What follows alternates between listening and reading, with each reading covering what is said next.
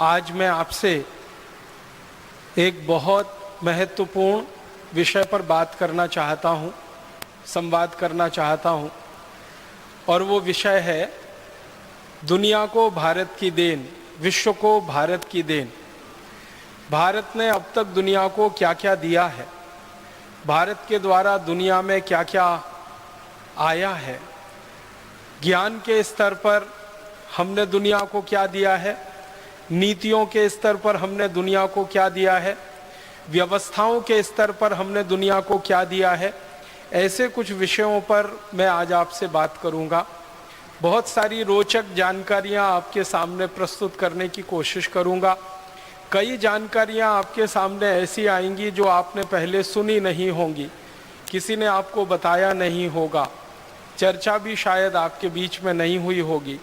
मेरी आपसे एक विनम्र प्रार्थना है, वो ये कि आज जो जानकारियां आपको ऐसी लगें कि आपने पहले कभी नहीं सुना या पहले कभी उसके बारे में नहीं जाना, किसी ने आपको उसके बारे में नहीं बताया, तो इन जानकारियों को आप यहाँ से लौटने के बाद अधिक से अधिक लोगों को बताएं, ताकि उनका अज्ञान इस माध्यम से हम दूर कर सकें जो भारत स्वाभिमान का माध्यम है। मैं सबसे पहले बात शुरू करना चाहता हूँ आज के व्याख्यान में, वो यहाँ से कि हम सभी विद्यार्थी रहे हैं और अपने जीवन में पढ़ाई करके निकले। सभी ने प्राथमिक स्तर पर, माध्यमिक स्तर पर, फिर उच्च कक्षाओं के स्तर पर काफ़ी कुछ पढ़ा लिखा है, लेकिन हमारे मन में बचपन से जो एक बात घुसाई जाती है, बिठाई जाती है या पढ़ाई जाती है, वो ये कि दुनिया में भारत सबसे ज़्यादा पिछड़ा हुआ देश रहा। फिर पढ़ाया जाता है, बताया जाता है कि दुनिया में सबसे ज़्यादा गरीब देश भारत रहा।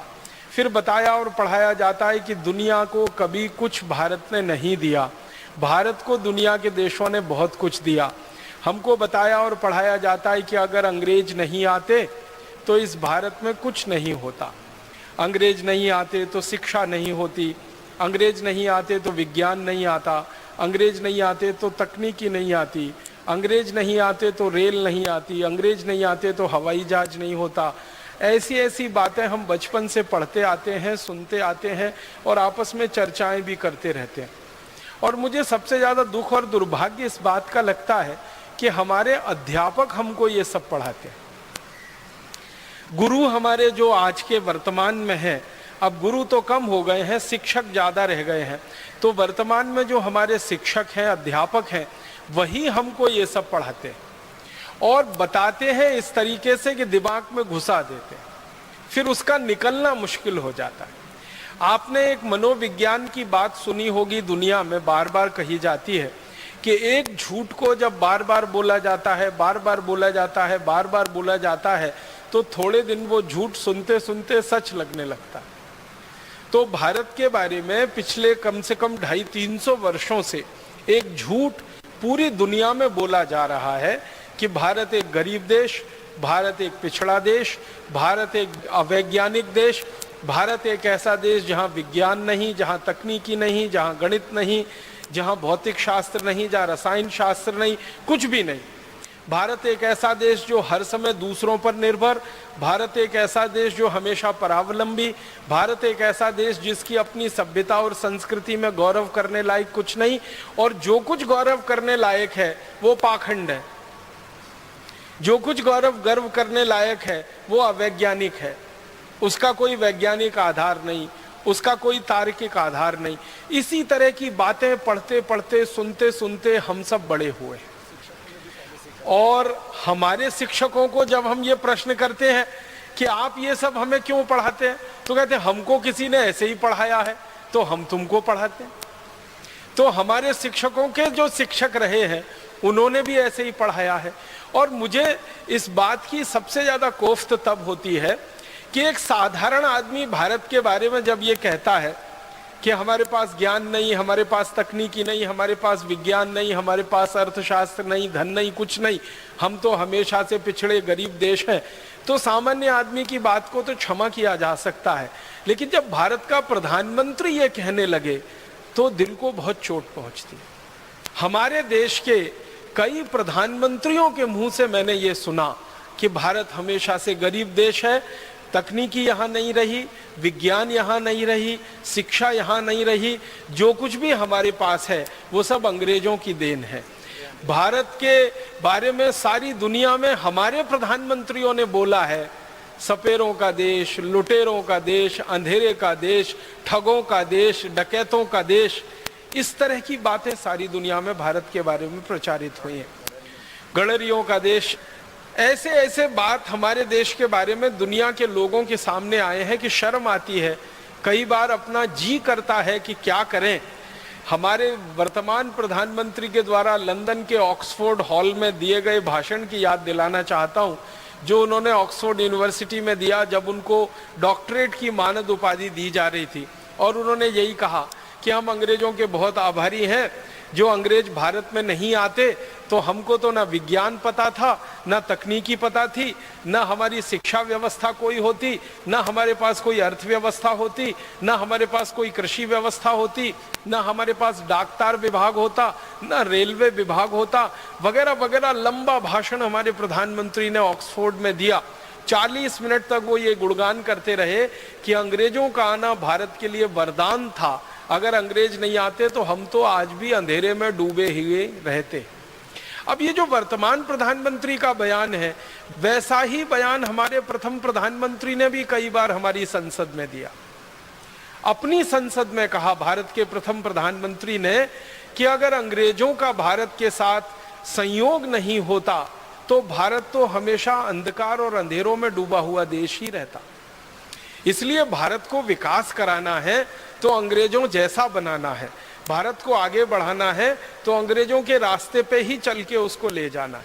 तकरीबन इसी तरह की बातें भारत के विभिन्न प्रधानमंत्री कहते रहे। शर्म और अफसोस हमारे देश के लोगों को देते रहे। 2 या 3 प्रधानमंत्रियों को छोड़ दिया जाए तो लगभग सभी प्रधानमंत्री इसी मानसिकता के रहे इस देश में पिछले 63 वर्षों में। एक प्रधानमंत्री थे जिनको भारत की परंपराओं पर बहुत गर्व होता था, संस्कृति सभ्यता पर बहुत गर्व होता था। उनका नाम था श्री लाल बहादुर शास्त्री। तो जब वो पहली बार प्रधानमंत्री बने तो उन्होंने एक बहुत बड़ा फैसला लिया था इस देश में, जो सामान्य रूप से किसी प्रधानमंत्री के साहस में नहीं होता। फैसला उनका ये था कि अमेरिका से लाल रंग का गेहूं आता था भारत में, जिसको अमेरिका में जानवर भी नहीं खाते, वो गेहूं हमें खिलाया जाता था। श्री शास्त्री जी ने फैसला लिया कि ये गेहूं हमें खाना मंजूर नहीं है, क्योंकि अपमानजनक तरीके से आता है और रद्दी है, सबसे खराब है। और वो गेहूं उन्होंने अमेरिका से लेना बंद कर दिया था। उस समय गेहूं का उत्पादन बहुत कम था और उन्होंने इतना बड़ा साहस दिखाया कि हम विदेशों से गेहूं नहीं खाएंगे और नहीं लाएंगे। तो कई लोगों ने उनको समझाया कि शास्त्री जी अगर ये गेहूं हम नहीं खाएंगे तो भूखे मर जाएंगे। तो इतना कड़ा बयान उन्होंने दिया था कि हमको भूखे मरना मंजूर है, लेकिन अपमानजनक शर्तों पर घटिया गेहूं खाना मंजूर नहीं। जब ये बात चल रही थी, चर्चा चल रही थी, तो संसद में भयंकर बहस हुई थी। शास्त्री जी के प्रधानमंत्री बनने के बाद जब गेहूं का आयात उन्होंने बंद किया अमेरिका से, तो संसद में बड़ी बहस हुई थी और कई सांसदों ने शास्त्री जी को ये कहा कि अगर ये अमेरिका और यूरोप के देश ना होते तो हम तो कहीं के न रहते। तो शास्त्री जी ने फिर एक कड़ी बात कही थी कि अमेरिका और यूरोप के पास ऐसा कुछ नहीं है जो वो भारत को दे सके, हमारे पास ही है जो हम उन्हें दे सकते हैं। ये बड़ी बात उन्होंने उस समय कही थी। इसी तरह एक और प्रधानमंत्री हुए थे इस देश में, उनका नाम था श्री मोरारजी देसाई। वो भी बहुत भरे हुए थे कूट कूट कर भारतीय संस्कृति सभ्यता की बातों से, और वो कहा करते थे कि दुनिया में सबसे ज्यादा ज्ञान अगर किसी देश के पास है तो वो भारत के पास है। ये हमारा दुर्भाग्य है कि उस ज्ञान को हम दुनिया में स्थापित करने में पीछे रह गए।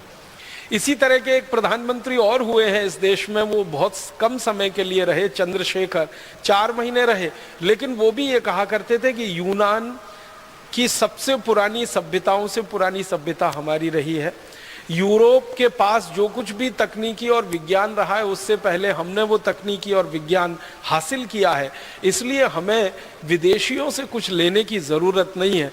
ज़रूरत पड़ेगी तो उनको कुछ दे देंगे, लेने लायक हमारे लिए उनके पास कुछ है नहीं।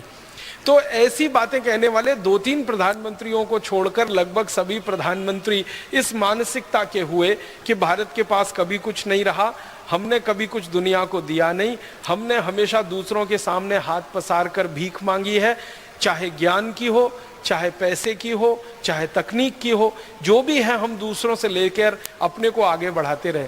ये बहुत बड़ा भ्रम है, ये बहुत बड़ा मिथ है। ये भ्रम जितनी जल्दी टूटे इस देश का, उतना ही देश के लिए बेहतर है। इस दृष्टि से मैं आज आपके सामने कुछ ऐसे तथ्य प्रस्तुत करना चाहता हूं जो हमारे इस भ्रम को पूरी तरह से तोड़ देंगे। और आज के बाद हम में गर्व होगा ये कहते हुए कि भारत के पास ही सब कुछ है, वो ज्ञान के स्तर पर हो, व्यवस्था के स्तर पर हो, नीतियों के स्तर पर हो, किसी भी स्तर पर हो। मैं शुरुआत करता हूं, भारत ने दुनिया को क्या दिया। सबसे पहली जो बात हम दुनिया के सामने कह सकते हैं बड़े गर्व से, गौरव से, और सारी दुनिया ने अभी उसको स्वीकार करना भी शुरू कर दिया है पिछले 10-12 वर्षों से। खासकर जब से कंप्यूटर आया तब से दुनिया ने कुछ वास्तविकताओं को स्वीकार कर लिया। उनमें से एक वास्तविकता को जो दुनिया ने स्वीकार किया है वो ये कि सबसे पहली भाषा और सबसे पहली लिपि दुनिया को दी है तो वो भारत ने दी है।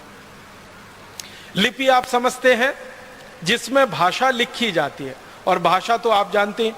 तो दुनिया की सबसे पहली भाषा और सबसे पहली लिपि जिसको लिखकर हम व्यक्त कर सकते हैं वो भारत ने ही दुनिया को दी है।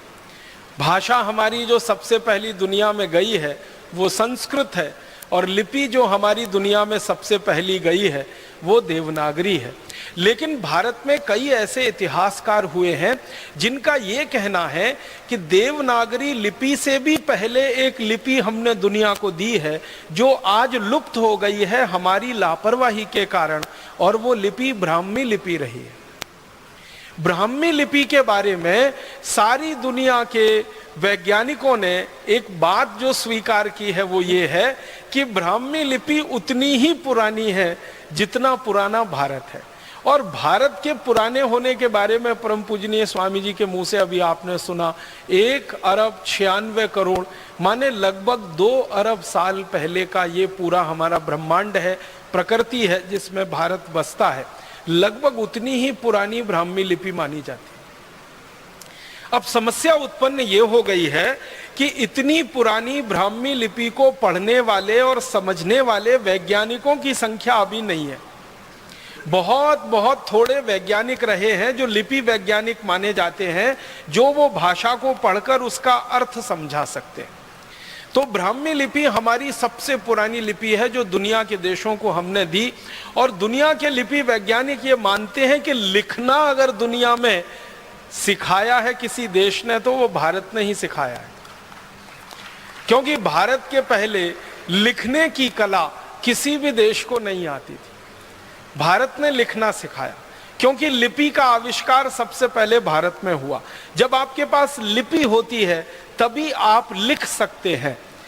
पढ़ना और बोलना तो थोड़ा आसान होता है, लेकिन लिखना थोड़ा कठिन माना जाता है, वो लिपि के प्रभाव से ही होता है। तो सबसे पहली लिपि हमारी, तो सबसे पहले लिखना हमारे यहाँ शुरू हुआ, और वो लिखना फिर हमारे यहाँ से चीन में गया। चीन ने हमसे लिखना सीखा। चीन के जो लिपि वैज्ञानिक हुए हैं, जो पिछले हजारों साल का अध्ययन कर रहे हैं, वो ईमानदारी से इस बात को स्वीकार करते हैं कि चीन के वैज्ञानिक, चीन के ऋषि मुनि भारत आए, उन्होंने लिपियों का अध्ययन किया, अध्ययन करके चीन में वापस गए, और वहां जाकर फिर उन्होंने अपनी लिपियों का आविष्कार किया। तो लिखना भारत ने सिखाया पूरी दुनिया को।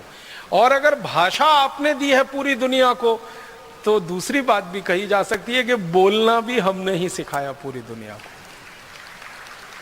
लिपि से लिखना आता है, भाषा से बोलना आता है।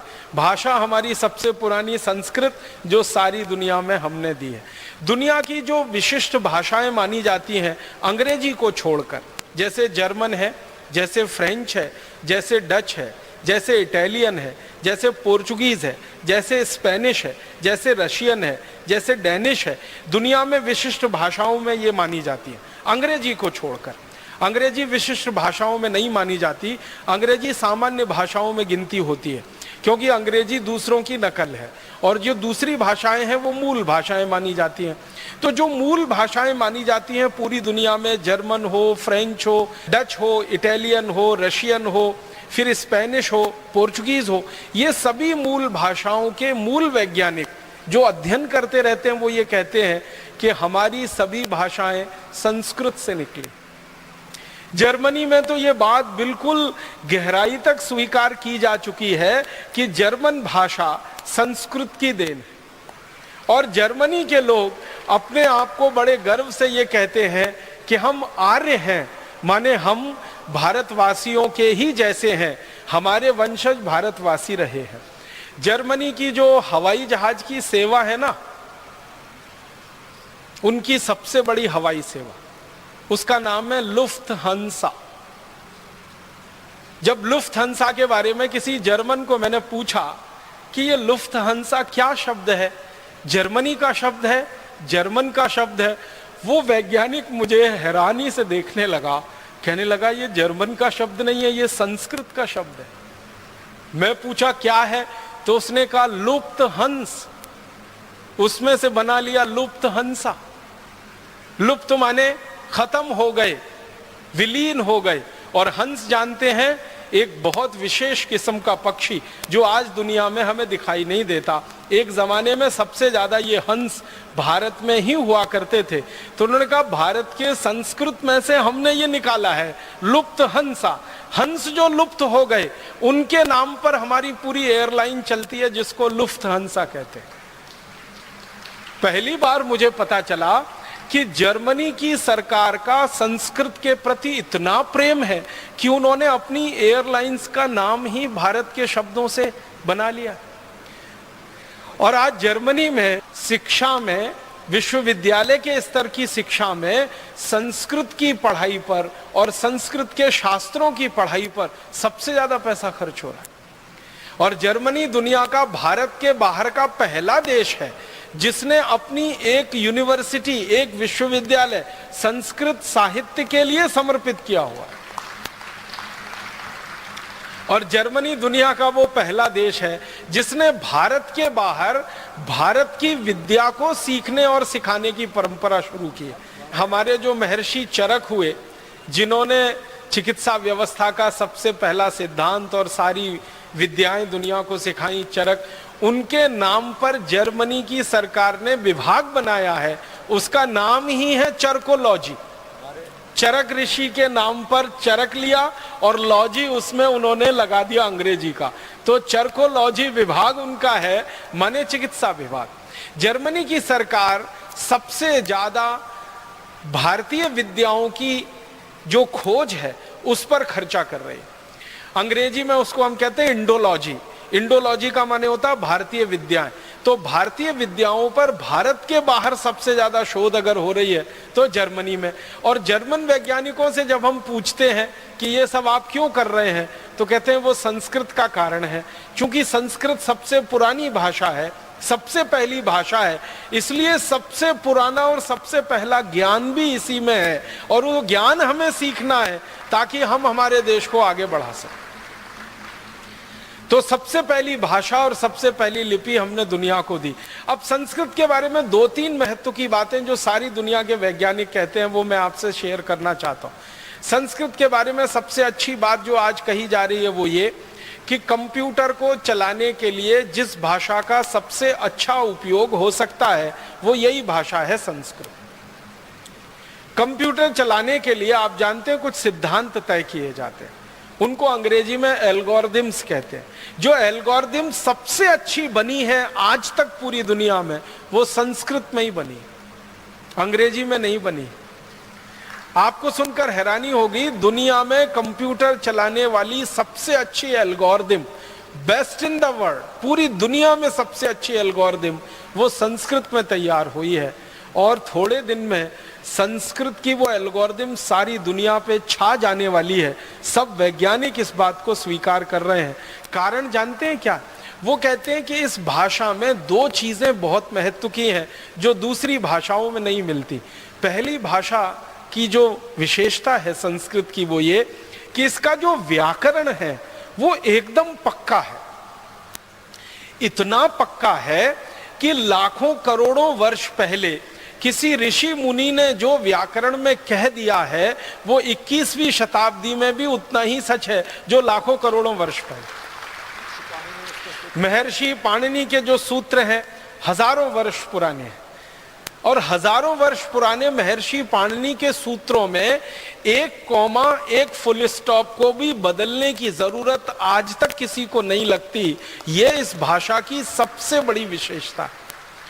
दुनिया की बाकी सभी भाषाओं में बदलाव होते हैं, समय के साथ बदलाव होते हैं और व्याकरण काफी कुछ बदलता रहता है, लेकिन संस्कृत दुनिया की अकेली और एकदम विशिष्ट भाषा है जिसका व्याकरण महर्षि पाणिनि से लेकर आज 21वीं शताब्दी तक एकदम पक्का है और शायद अगले लाखों करोड़ों वर्ष तक उतना ही पक्का रहेगा, जिसमें कोई भूल चूक होने की दूर दूर तक संभावना नहीं। ये भाषा की सबसे बड़ी विशेषता होती है। और इसलिए फ्रांसीसियों ने अपनी जो भाषा बनाई फ्रेंच, उसको संस्कृत का आधार दिया। जर्मन लोगों ने जो अपनी भाषा बनाई जर्मन, उसको संस्कृत का आधार दिया। आप कभी फ्रेंच भाषा को या जर्मन भाषा को पढ़ने की कोशिश करेंगे तो वो बिल्कुल वैसी की वैसी है जैसे संस्कृत होती है। संस्कृत में धातु रूप होते हैं, शब्द रूप होते हैं, फ्रेंच में भी ऐसे ही होता है। और मैंने गिनना शुरू किया तो फ्रेंच, जर्मन, डेनिश और बहुत सारी भाषाओं की गिनती करते करते 56 ऐसी भाषाएं हैं जिनके शब्द रूप, धातु रूप लगभग संस्कृत जैसे हैं। बहुत मामूली सा अंतर है उनमें। और वो मामूली सा अंतर भी क्यों रखा गया? जब उन लोगों से बात होती है जिन्होंने इस भाषा पे काम किया, वो कहते हैं वो जानबूझ के रखा गया।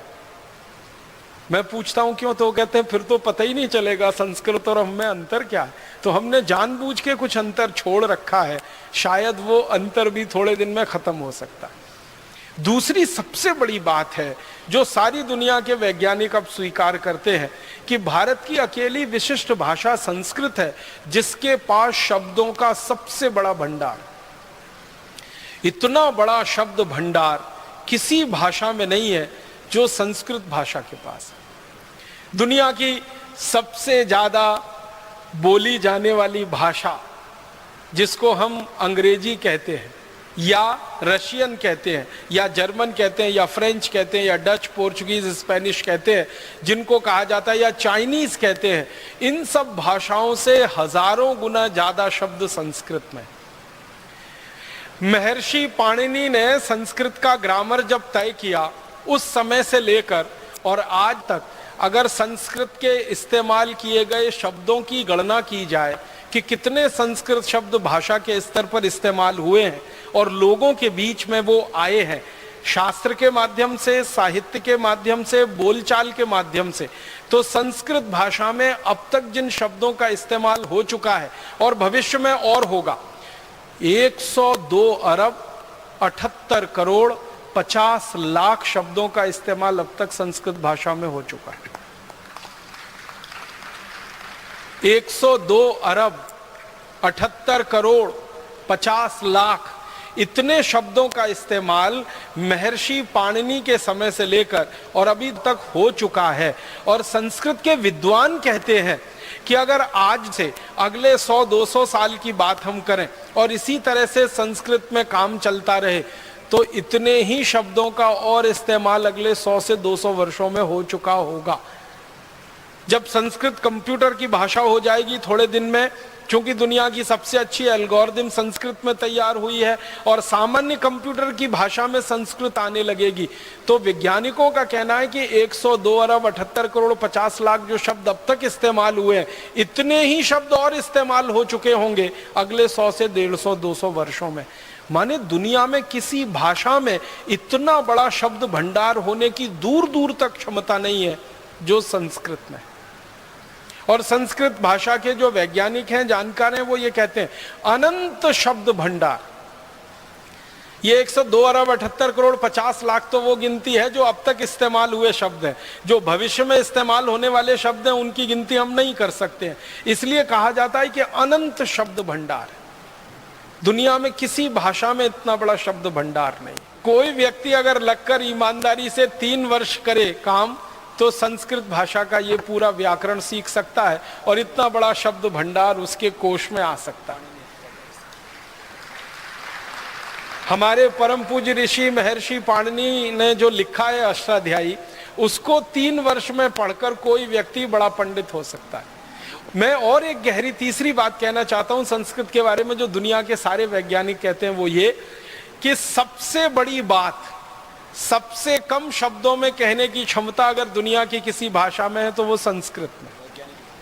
सबसे बड़ी बात, एक वाक्य हो सकता है बहुत बड़ा, अगर हम पेज के लाइन के हिसाब से देखें तो बहुत सारे वाक्य ऐसे हो सकते हैं जो 1/4 पेज के हों, 1/3 पेज के हों, आधे पेज के हों। संस्कृत की ताकत इतनी बड़ी है कि उनको सबसे कम शब्दों में कह सकती है और पूरी बात उसमें आ सकती है, एक बात भी उसमें छूटे बिना।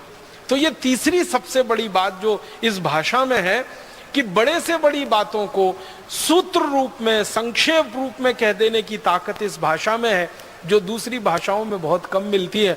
और ऐसे गुणगान अगर मैं करता रहूं तो पूरा व्याख्यान ही संस्कृत भाषा पे हो जाएगा। इसलिए मैंने संकेत के रूप में आपसे कहा कि दुनिया को सबसे पहली भाषा और सबसे पहली लिपि हमने दी तो संस्कृत भाषा के रूप में दी और ब्राह्मी लिपि के रूप में दी, और बाद में देवनागरी लिपि सारी दुनिया में स्थापित हुई।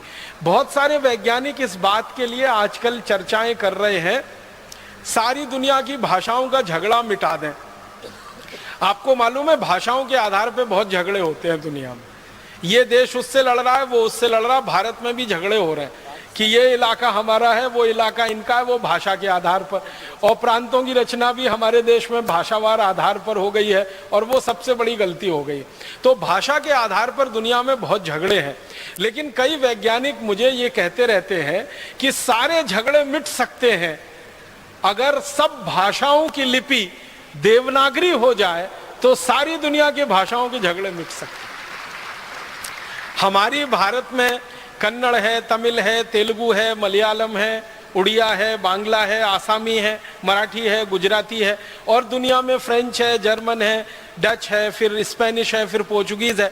ऐसी 20 50 सैकड़ों भाषाओं को देवनागरी में लिखना शुरू कर दिया जाए तो सारे झगड़े मिट सकते हैं। एक बार मैंने कुछ विद्वानों से ये पूछा कि क्या देवनागरी में ये ताकत है कि सब भाषाओं का समावेश कर सके लिखित रूप में?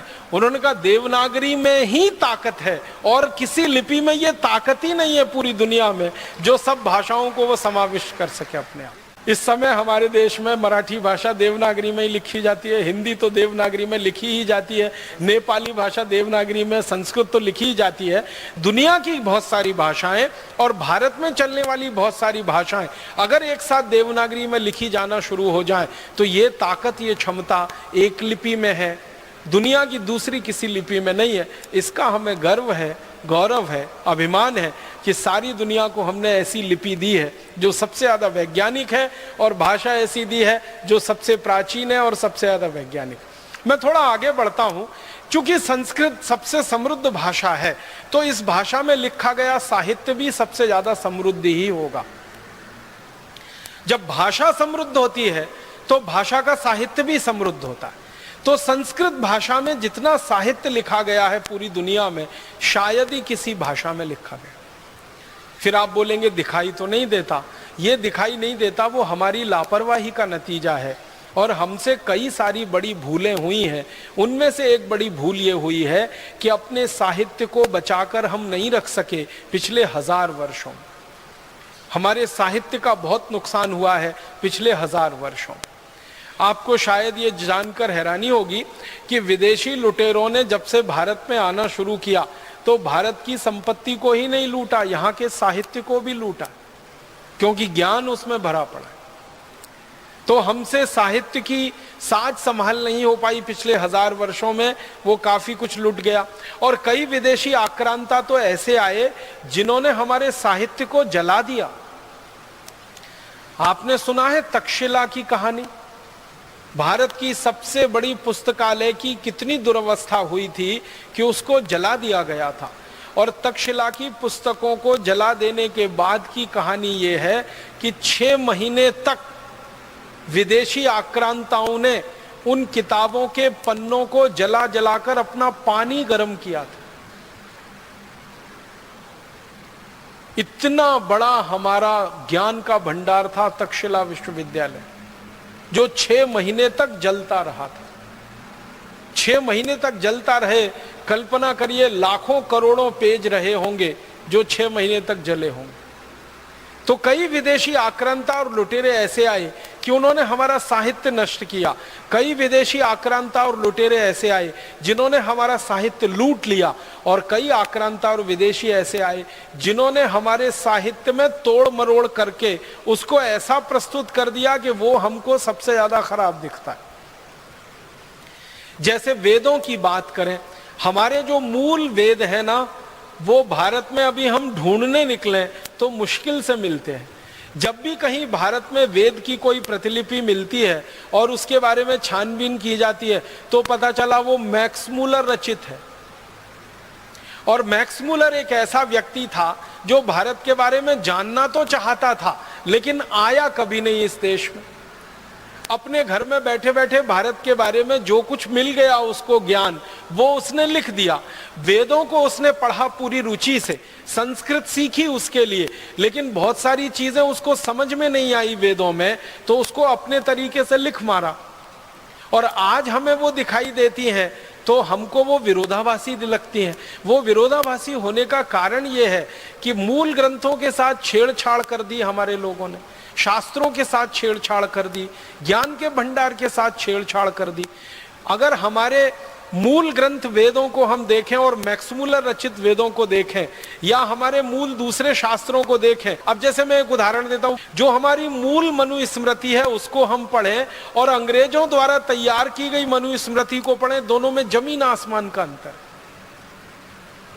मूल मनुस्मृति में जो बात कहीं नहीं है, अंग्रेजों द्वारा रचित मनुस्मृति में वही बातें हैं।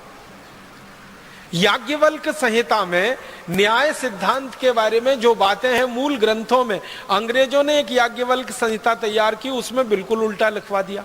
तो हमारे शास्त्रों की कई तरीके से तोड़ मरोड़ हुई। एक तो जलाया गया, लूटा गया, और उसके बाद जो साहित्य विदेशियों के हाथ में पड़ गया उसमें अपना दिमाग लगाकर खुराफातें बहुत की हैं उन्होंने, बहुत कुछ मिलावट कर दिया।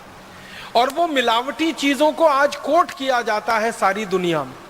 जैसे वेदों में से कहीं से वाक्य निकाल कर ये कोट कर देते हैं, उपनिषदों में से निकाल के कोट कर देते हैं कि भारतवासी मांस खाते थे, गाय का मांस खाते थे।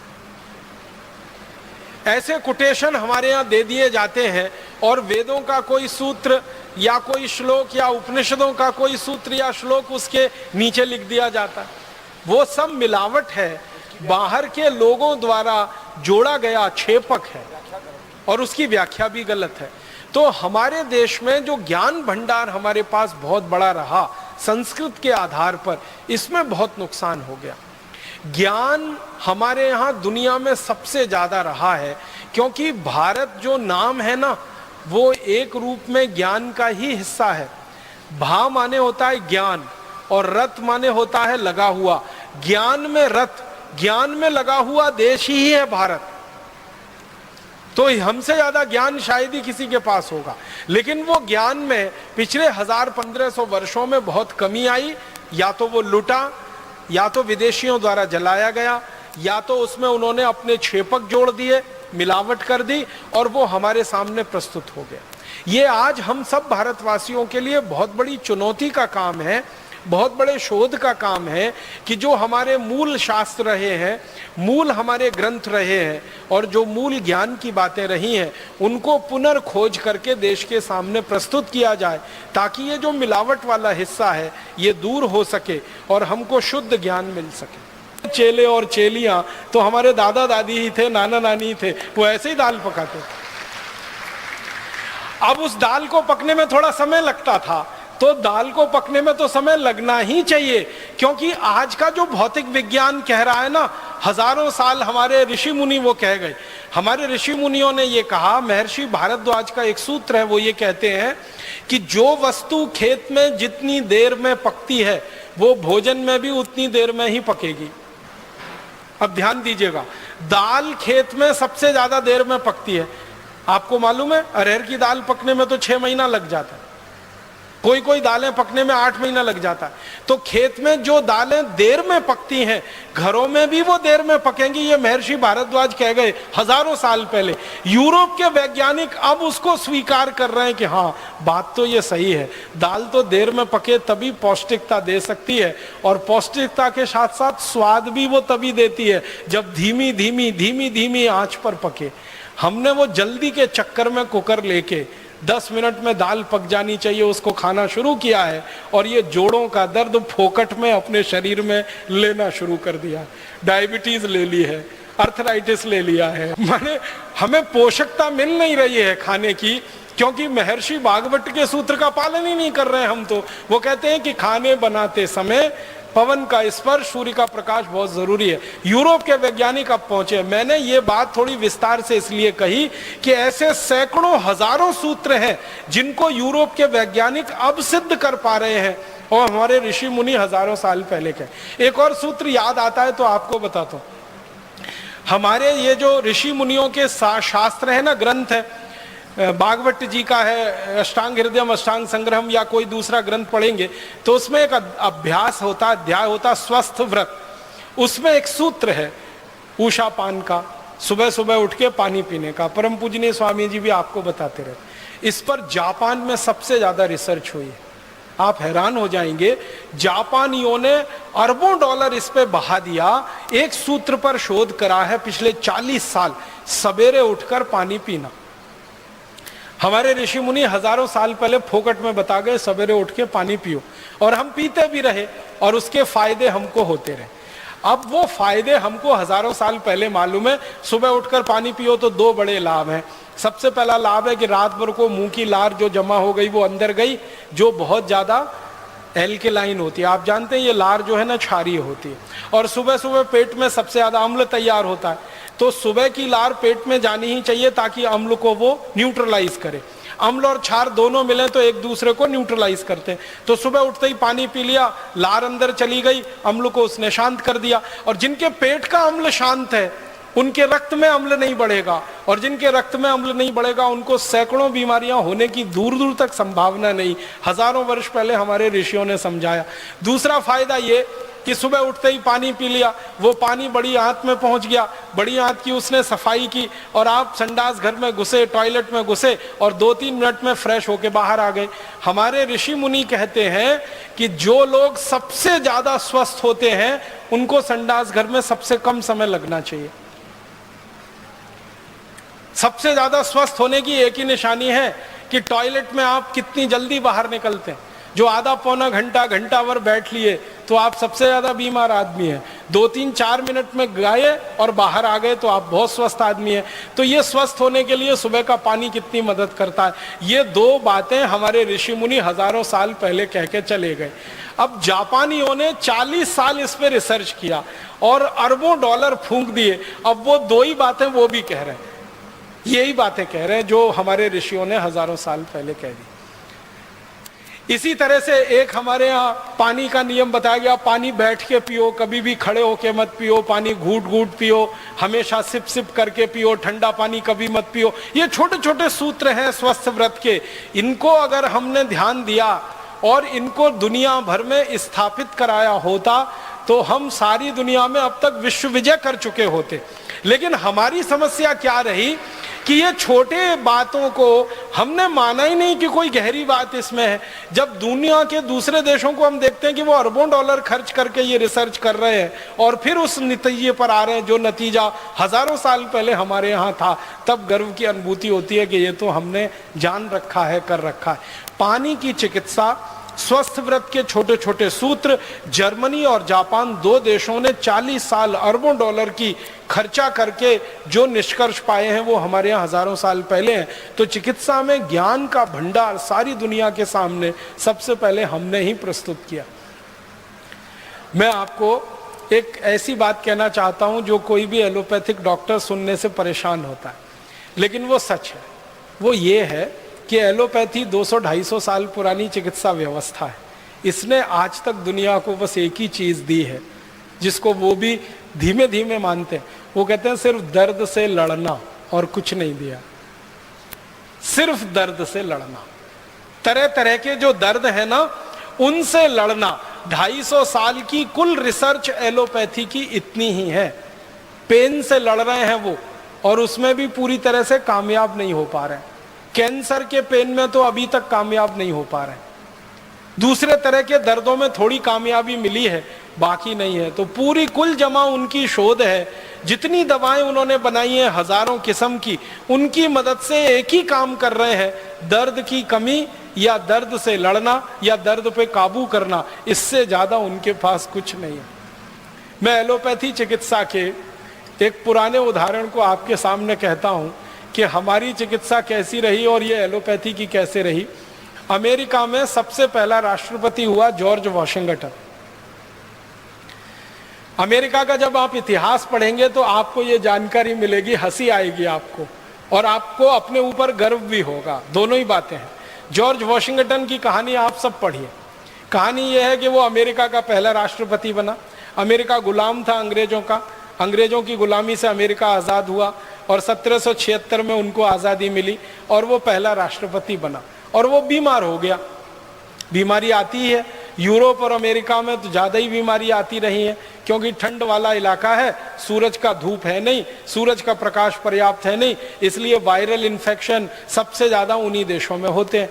और इसलिए एंटी वायरल जितनी भी मेडिसिन है सबसे ज़्यादा उन्होंने खोजी है। बैक्टीरियल इन्फेक्शन भी बहुत होते हैं, क्योंकि धूप नहीं है, सूरज का प्रकाश नहीं है, तो एंटी बैक्टीरियल ड्रग्स भी सबसे ज़्यादा उन्होंने ही बनाए। तो जिस देश में सबसे पहले एलोपैथी आई और या एलोपैथी सारी दुनिया में फैली, अमेरिका देश, उस अमेरिका के राष्ट्रपति को बुखार आ गया। जॉर्ज वॉशिंगटन बुखार में बीमार हो गया। अब बीमार हो गया तो उनके सारे चिकित्सक देश भर के और दुनिया भर के इकट्ठे होकर विचार करें कि इनका बुखार कैसे खत्म किया जाए, और जॉर्ज वॉशिंगटन का वो बुखार कम नहीं कर पाए। बुखार बढ़ता ही जाए, बढ़ता ही जाए, बढ़ता ही जाए, कम ना हो, कम ना हो। तो अंत में ये सब एलोपैथी के बड़े बड़े डॉक्टरों ने आपस में मिलकर एक फैसला किया, इसमें आप हंसना नहीं, गंभीरता से इसको लेना, कि जॉर्ज वॉशिंगटन के शरीर में खराब खून घुस गया है, इसको निकाला जाए, तभी बुखार ठीक होगा। तो पता है उन महान भावों ने क्या किया?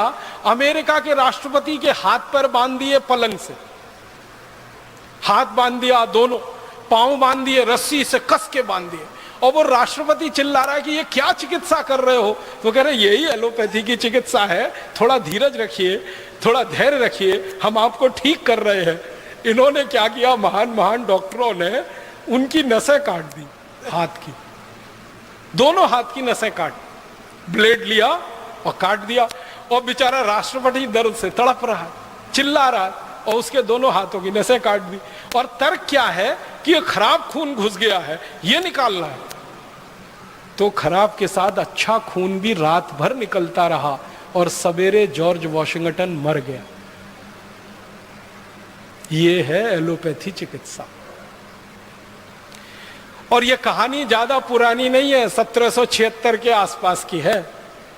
जिस समय एलोपैथी चिकित्सा में बुखार ठीक करने के लिए नसें और नाड़ियां काटी जाती थी खराब खून निकालने के लिए, उस समय भारत में बड़े से बड़ा बुखार ठीक करने के लिए नीम की गिलोय का काढ़ा पिला के लोगों को ठीक किया जाता।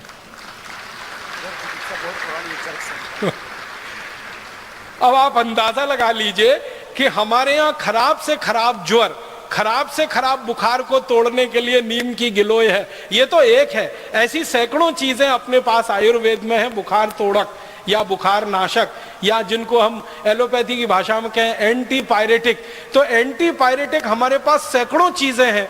उनमें से सबसे आसान, हर जगह मिलने वाली, सबसे ज्यादा उत्पादन होने वाली नीम की गिलोय, गुड़वेल के नाम से, गिलोय के नाम से सारा देश जानता है। उसका काढ़ा पिला के हम बड़े सा बड़ा बुखार सवेरे से शाम तक ठीक कर लेते थे।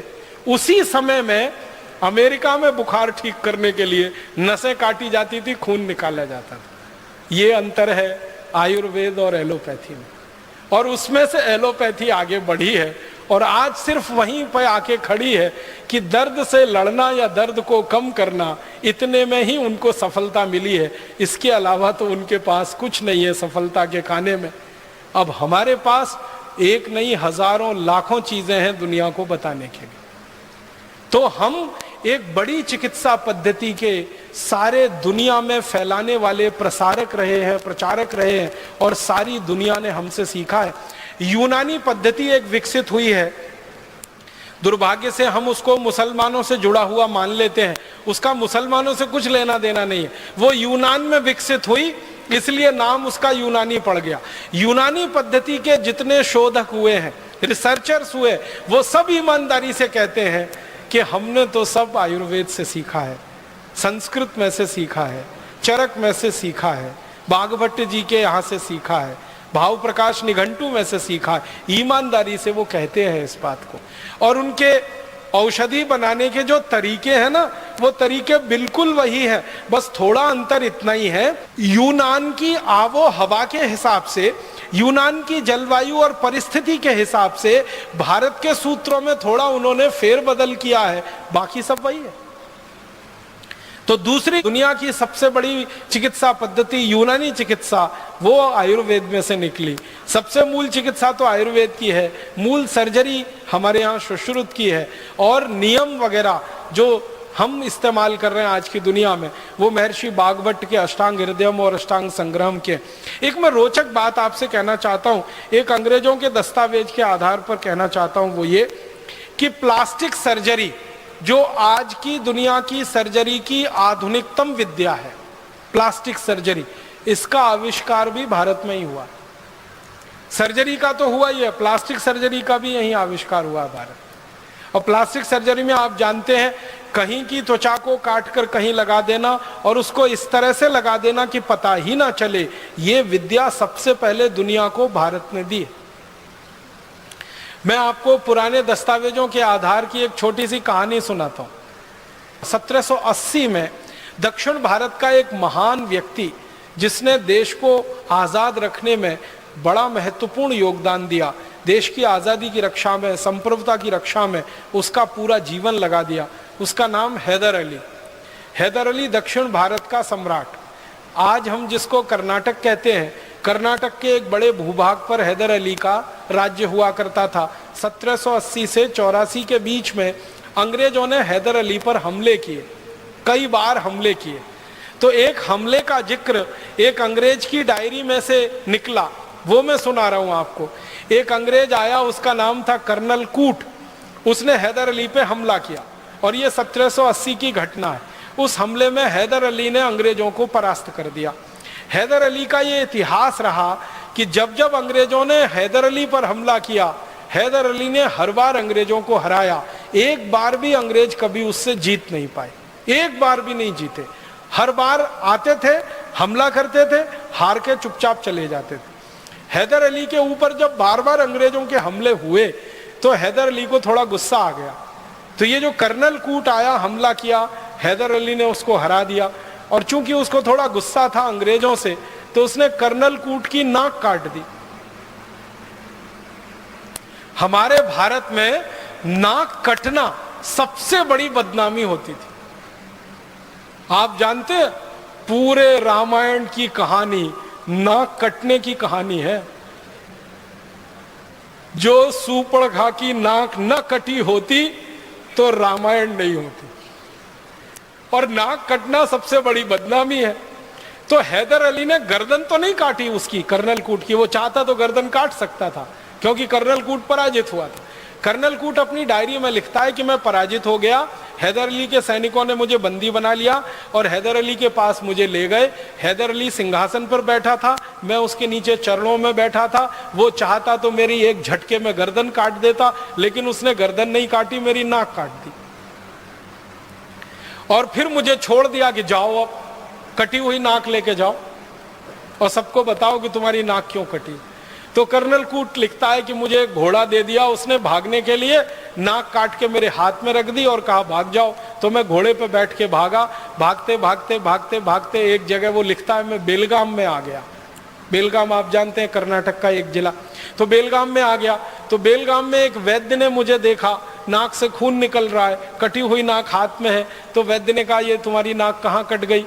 तो उसने झूठ बोला और कहा कि पत्थर मार दिया किसी ने। तो वैद्य ने कहा ये पत्थर मारी हुई नाक नहीं है, ये तलवार से काटी हुई नाक है। मैं वैद्य हूँ, मैं चिकित्सक हूँ, मैं जानता हूँ। तो उसने सच बताया कि मेरी नाक काटी गई है। किसने काटी? तुम्हारे राजा ने काटी, हैदर अली ने काटी। क्यों काटी? मैंने युद्ध किया उससे, मैं हार गया, उसने मेरी नाक काटी। तो वो वैद्य कहता है कि अब तुम क्या करोगे? कटी नाक से इंग्लैंड जाओगे, लंदन जाओगे? कहता है जाने की इच्छा तो नहीं है, लेकिन क्या करूं, जाना ही पड़ेगा। तो वो वैद्य इतना दयालु, इतना कृपालु, वो कहता है कि मैं तुम्हारी नाक जोड़ सकता हूं। तो कर्नल कूट कहता है मुझे तो भरोसा ही नहीं हुआ, ये नाक कैसे जुड़ सकती है कटी हुई? मैंने तो सुना नहीं अपनी जिंदगी में कि एक बार शरीर का कोई अंग कट जाए तो वो जुड़ सकता है। तो वैद्य जी कहते मैं जोड़ सकता हूं। तो कर्नल कूट ने कहा जोड़ दो। तो उसने कहा मेरे घर चलो। तो वैद्य जी उसको ले गया और ऑपरेशन किया। उस ऑपरेशन का 30 पन्ने में वर्णन है। वो 30 पन्ने तो नहीं सुना सकता, अंत में सुना रहा हूं। ऑपरेशन सफलतापूर्वक संपन्न हो गया, नाक उसकी जुड़ गई। वैद्य जी ने उसको एक लेप दे दिया बना के और कहा कि ये लेप ले जाओ, रोज सुबह शाम लगाते रहना। वो लेप लेके चला गया। 15-17 दिन के बाद बिल्कुल नाक उसकी जुड़ गई। फिर वो जहाज में बैठ के लंदन चला गया। 3 महीने बाद वो ब्रिटिश पार्लियामेंट में खड़ा होकर भाषण दे रहा है कर्नल कूट, और सबसे पहला सवाल पूछता है सब अंग्रेजों से, आपको लगता है मेरी नाक कटी हुई है? तो सब अंग्रेज हैरान होके कहते नहीं नहीं, तुम्हारी नाक तो कटी हुई बिल्कुल नहीं दिखती। तब वो कहानी सुना रहा ब्रिटिश पार्लियामेंट में कि मैंने हैदर अली पे हमला किया था, मैं उसमें हार गया, उसने मेरी नाक काटी। फिर भारत में एक वैद्य ने मेरी नाक जोड़ी, और भारत के वैद्यों के पास इतनी बड़ी हुनर है, इतना बड़ा ज्ञान है कि वो कटी हुई नाक को जोड़ सकते हैं। तब उस वैद्य जी की खोज खबर ब्रिटिश पार्लियामेंट में ली गई और अंग्रेजों का एक दल आया और बेलगाम के उस वैद्य को मिला। तो उस वैद्य ने अंग्रेजों को बताया कि ये काम तो भारत के सब गांवों में होता है, मैं अकेला नहीं हूं, ऐसा करने वाले हजारों लाखों लोग हैं। तो अंग्रेजों को हैरानी हुई, कौन सिखाता है आपको?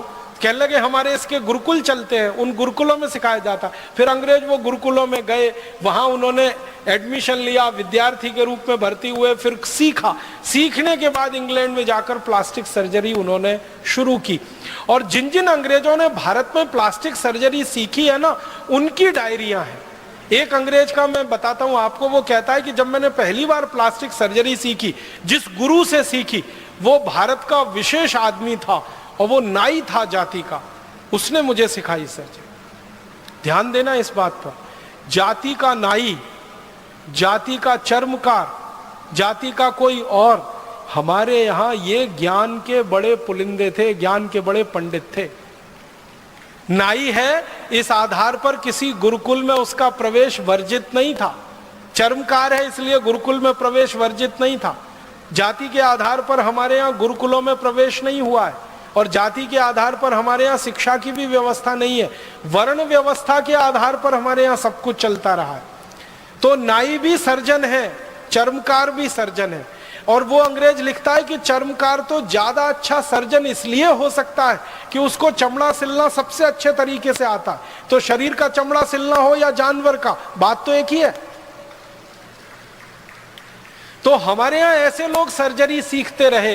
तो एक अंग्रेज कह रहा है कि मैंने जिस गुरु से सर्जरी सीखी, पूना का किस्सा है वो, पूना में जिस गुरु से सीखी वो जात का नाई था।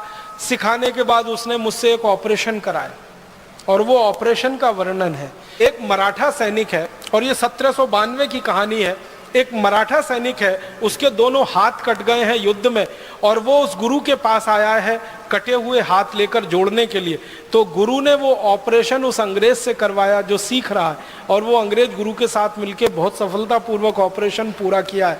और वो अंग्रेज कहता, उसका नाम है डॉक्टर थॉमस क्रूसो। वो अंग्रेज कहता है कि मैंने मेरे जीवन में इतना बड़ा ज्ञान किसी गुरु से सीखा, और इस गुरु ने मुझसे एक पैसा नहीं लिया, फीस नहीं ली। ये मैं बिल्कुल अचंभा मानता हूं, आश्चर्य मानता हूं। और थॉम क्रूसो ये सीख के गया है। फिर उसने प्लास्टिक सर्जरी का स्कूल खोला, और उस प्लास्टिक सर्जरी के स्कूल में फिर अंग्रेज सीखे हैं, और अंग्रेजों ने सीख सीख कर फिर दुनिया में फैलाया है। दुर्भाग्य इस बात का है कि सारी दुनिया में प्लास्टिक सर्जरी के उस स्कूल का तो वर्णन है, लेकिन इन वैद्यों का वर्णन अभी तक नहीं आया विश्व ग्रंथों में, जिन्होंने अंग्रेजों को प्लास्टिक सर्जरी सिखाई थी। और ये क्यों हम रह गए वंचित? हुआ ये कि 17वीं शताब्दी से 19वीं शताब्दी के बीच में जब सारी दुनिया में ये रिकॉर्डिंग चल रही थी कि किस देश से क्या आया, किस देश ने दुनिया को क्या दिया, इसके लिए सारा भंडारण हो रहा था, ग्रंथालय बन रहे थे। उस समय चूंकि हम अंग्रेजों के गुलाम थे, इसलिए हम प्रयास नहीं कर पाए और वहां तक पहुंच नहीं पाए। तो अब हमें ये करना पड़ेगा, आज नहीं तो कल सारी दुनिया में जाकर अपने द्वारा दी गई खोजों को स्थापित कराना पड़ेगा, उनका रजिस्ट्रेशन कराना पड़ेगा, जरूरत पड़नी है तो उस पर पेटेंट लेना पड़ेगा, और जरूरत पड़ेगी तो वर्ल्ड पेटेंट लेना पड़ेगा, विश्व पेटेंट लेना पड़ेगा। और पूरी दुनिया में इस ज्ञान को स्थापित कराने के लिए मुझे लगता है कि भारत स्वाभिमान से अच्छा दूसरा कोई अभियान नहीं होगा। हम इस काम को सारी दुनिया में कराएंगे। एक और रोचक जानकारी देता हूं चिकित्सा से संबंधित। 1710 के साल में एक अंग्रेज भारत आया, उसका नाम था डॉक्टर ओलिवर। ये भारत में आके कलकत्ता में आया, कलकत्ता में इसने घूमा, बंगाल घूमा, और घूमते हुए इसने एक डायरी लिखी है। उस डायरी के पन्ने का एक पैराग्राफ सुनाऊंगा आपको। वो ये कहता है कि मैंने भारत में आकर पहली बार देखा कि चेचक जैसी महामारी को कितने आसानी से भारतवासी ठीक कर लेते हैं। आपको मालूम है 17वीं शताब्दी में सारी दुनिया में एक महामारी फैली थी जिसको चेचक कहते हैं। इसमें एक बड़ी चेचक होती थी, एक छोटी चेचक होती थी। अफ्रीका में लाखों लोग मर गए थे इसके कारण। लैटिन अमेरिका में लाखों लोग मरे थे इस बीमारी से।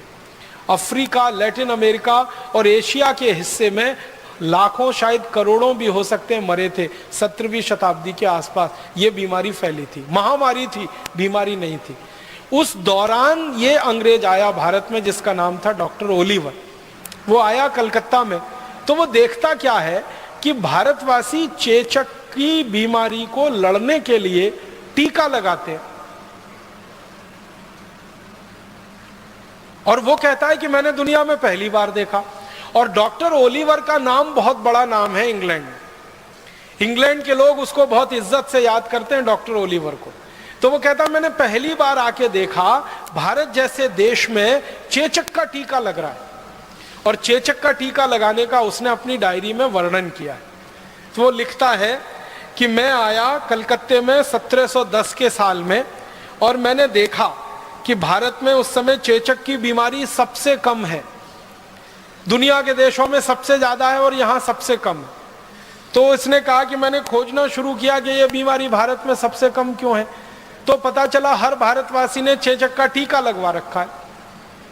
तो उसका वो वर्णन करता है कि चेचक का टीका एक सुई जैसी वस्तु से लगाया जाता था, और वो 3 दिन में किसी भी व्यक्ति को चेचक के प्रति ताकतवर बनाता था, प्रतिकारक शक्ति उसकी दे देता था। और उसके बारे में वो लिखता है कि 3 दिन टीका लगाकर उस व्यक्ति को थोड़ा बुखार आता था। उसके बुखार को ठीक करने के लिए पानी की पट्टियां रखी जाती थी पेट में। 3 दिन में वो व्यक्ति ठीक हो जाता था। एक बार टीका जिसने ले लिया, जिंदगी भर के लिए वो चेचक से मुक्त हो जाता था। वो कहता है कि इतना अद्भुत टीका मैंने दुनिया में पहली बार देखा भारत में। और ये कहानी है 1710 की। अब आपको एक हैरानी होगी जानकर, अंग्रेजों ने चेचक का टीका लगाना भारत से सीखा। ये डॉक्टर ओलिवर सीख के गया कलकत्ता से, लंदन गया। लंदन में इसने डॉक्टरों की सभा बुलाई और उनको कहा कि आपको मालूम है हम चेचक से मर रहे हैं और भारतवासी चेचक से लड़ रहे हैं, उनके पास टीका है इसका। तो कोई अंग्रेज मानने को तैयार नहीं इसकी बात को। वो कहते हैं कि गप मार रहे हो। तो वो कहता है मेरे खर्चे से सबको लेके चलता हूं। तो दोबारा फिर आया, अपने साथ कई अंग्रेज डॉक्टरों को लेके आया और कलकत्ता के कई इलाकों में घुमाया उनको और दिखाया कि देखो कैसे घर घर में जाके टीका लगाते हैं चेचक का। और बस एक छोटी सी सुई, उसको मामूली सा चुभाते हैं, बस उतने में ही इम्यूनिटी होती है 3 दिन के अंदर। फिर उन्होंने पूछना शुरू किया कि इसमें है क्या। तो वो कहते हैं, जो भारत में चेचक का टीका लगाने वाले वैद्य हैं ना, वो बताते हैं कि इसमें कुछ नहीं है। जिनको चेचक हो जाती है उनके शरीर का जो पस होता है वो हम निकाल लेते हैं और सुई की नोक के बराबर किसी के शरीर में प्रवेश करा देते हैं और फिर शरीर उसकी इम्यूनिटी धारण कर लेता है। ये सिद्धांत हमारा है जो दुनिया को हमने दिया। आजकल आधुनिक विज्ञान सिखाता है ना ये टीके के बारे में। पल्स पोलियो अभियान एक चल रहा है, फिर स्मॉल पॉक्स के खिलाफ, फिर ये बड़ी माता के खिलाफ, फिर इसके खिलाफ, फिर बहुत सारा टाइफाइड के खिलाफ जो चलता रहता है और जगह जगह टीके लगाते रहते हैं। ये टीके लगना सारी दुनिया को भारत ने सिखाया है। और टीके के पीछे का जो दर्शन है कि आप जिस बीमारी से लड़ना चाहते हैं उसी बीमारी के जीवाणु को आप शरीर में प्रवेश कराइए ताकि शरीर में प्रतिरक्षा तंत्र उसका मजबूत हो जाए। यह सिद्धांत पूरी दुनिया को हमने दिया। बस दुर्भाग्य हमारा यह है कि इस सिद्धांत का जब दुनिया के वैज्ञानिकों के स्तर पर पंजीकरण हो रहा था, रजिस्ट्रेशन हो रहा था, तब हम वहां हाजिर नहीं थे और इसलिए हमारे नाम से ये दर्ज होने से वंचित रह गया। ये डॉक्टर ओलिवर के नाम से वहां दर्ज है। दुनिया भर के जो रिकॉर्ड्स है ना उनमें डॉक्टर ओलिवर के नाम से ये वर्णित है। और डॉक्टर ओलिवर अपनी डायरी में लिख रहा है कि मैंने कलकत्ता में आके सीखा है इसको। तो डॉक्टर ओलिवर के पहले ये चेचक के बारे में अगर लिखना होगा तो उन वैद्यों के बारे। और डॉक्टर ओलिवर अपनी डायरी में लिखता है कि ये जो वैद्य हैं इनको मैंने पूछा कि आपको किसने सिखाया, तो वो कहते हैं हमारे गुरु ने सिखाया। उनको किसने सिखाया, उनके गुरु ने सिखाया। तो कहता है कम से कम भारत में पिछले 1500 साल से ये टीका लग रहा है। और ये बात है 1710 के आसपास। वो कहता है 1500 साल से कम का इतिहास नहीं निकलेगा भारत में चेचक के टीके का। और अंत में वो कहता है कि भारत के ये जो वैद्य हैं ये इनको प्रणाम करना चाहिए, इनका वंदन करना चाहिए, इनका अभिनंदन करना चाहिए कि निशुल्क रूप से ये सेवा देने के लिए एक एक घर में जा रहे हैं और लोगों को चेचक जैसी महामारी से बचा रहे हैं। हम अंग्रेजों को इन्होंने बिना किसी शुल्क के ये ज्ञान सिखाया है। हम इनके जितने ज्यादा आभारी हो सके उतना अच्छा होगा। ये डायरी के अंत में लिखता है।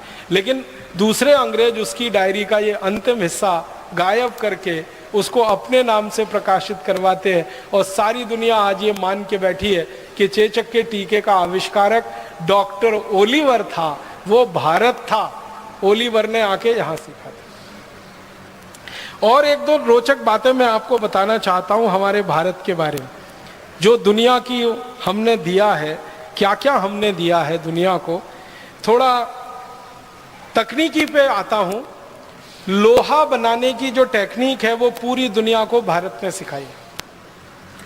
और लोहे से भी एक अच्छा शब्द अगर मैं बोल सकूं तो स्टील बनाने की जो तकनीक है वो सारी दुनिया को हमने सिखाई। ये कहते हुए मुझे बहुत गर्व है, आपको भी थोड़ी देर में ये गर्व की अनुभूति होगी।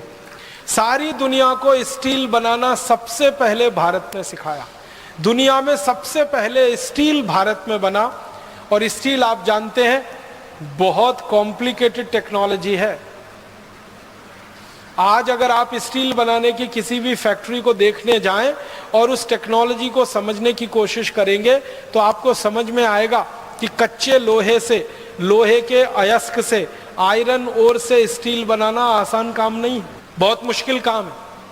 और वो टेक्नोलॉजी इस देश में बहुत साल पहले विकसित हुई है। एक अंग्रेज आया हमारे देश में जिसने सर्वेक्षण किया 1795 में।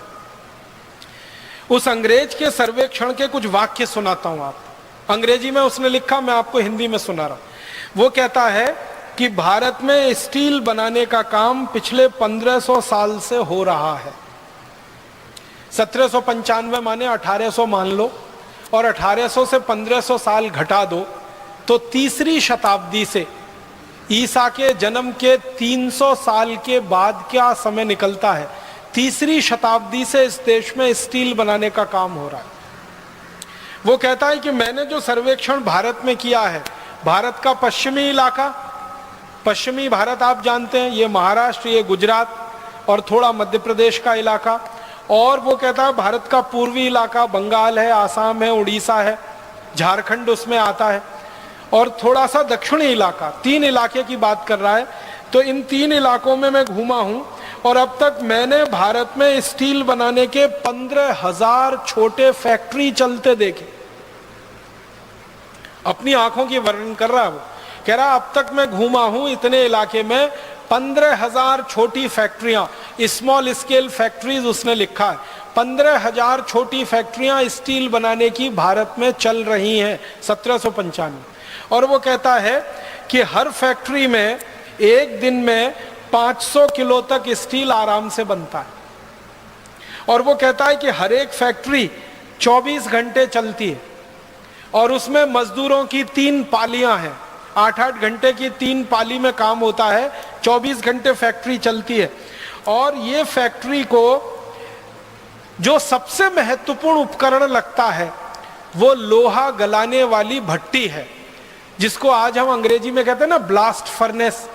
कच्चा लोहा है, वो ब्लास्ट फर्नेस में डाला जाता है, फिर ब्लास्ट फर्नेस में तापमान बढ़ाया जाता है। 1500 डिग्री सेंटीग्रेड, 1400 डिग्री सेंटीग्रेड जब तापमान पहुंचता है तब लोहा पानी की तरह से उबलता है, फिर उसको निकाला जाता है, फिर ठंडा किया जाता है, फिर उसमें निकिल क्रोमियम जैसी चीजें मिला के स्टील तैयार होता है। तो वो कह रहा है कि जो सबसे महत्वपूर्ण फैक्ट्री का उपकरण है वो है भट्टी, ब्लास्ट फर्नेस। और वो कहता है कि मैंने हिसाब निकाला है कि भारत में स्टील बनाने वाली किसी भी फैक्ट्री की जो ब्लास्ट फर्नेस है उसको बनाने का खर्चा सिर्फ 15 रुपए आता है। और ये 15 रुपए का आंकड़ा है 1795 का।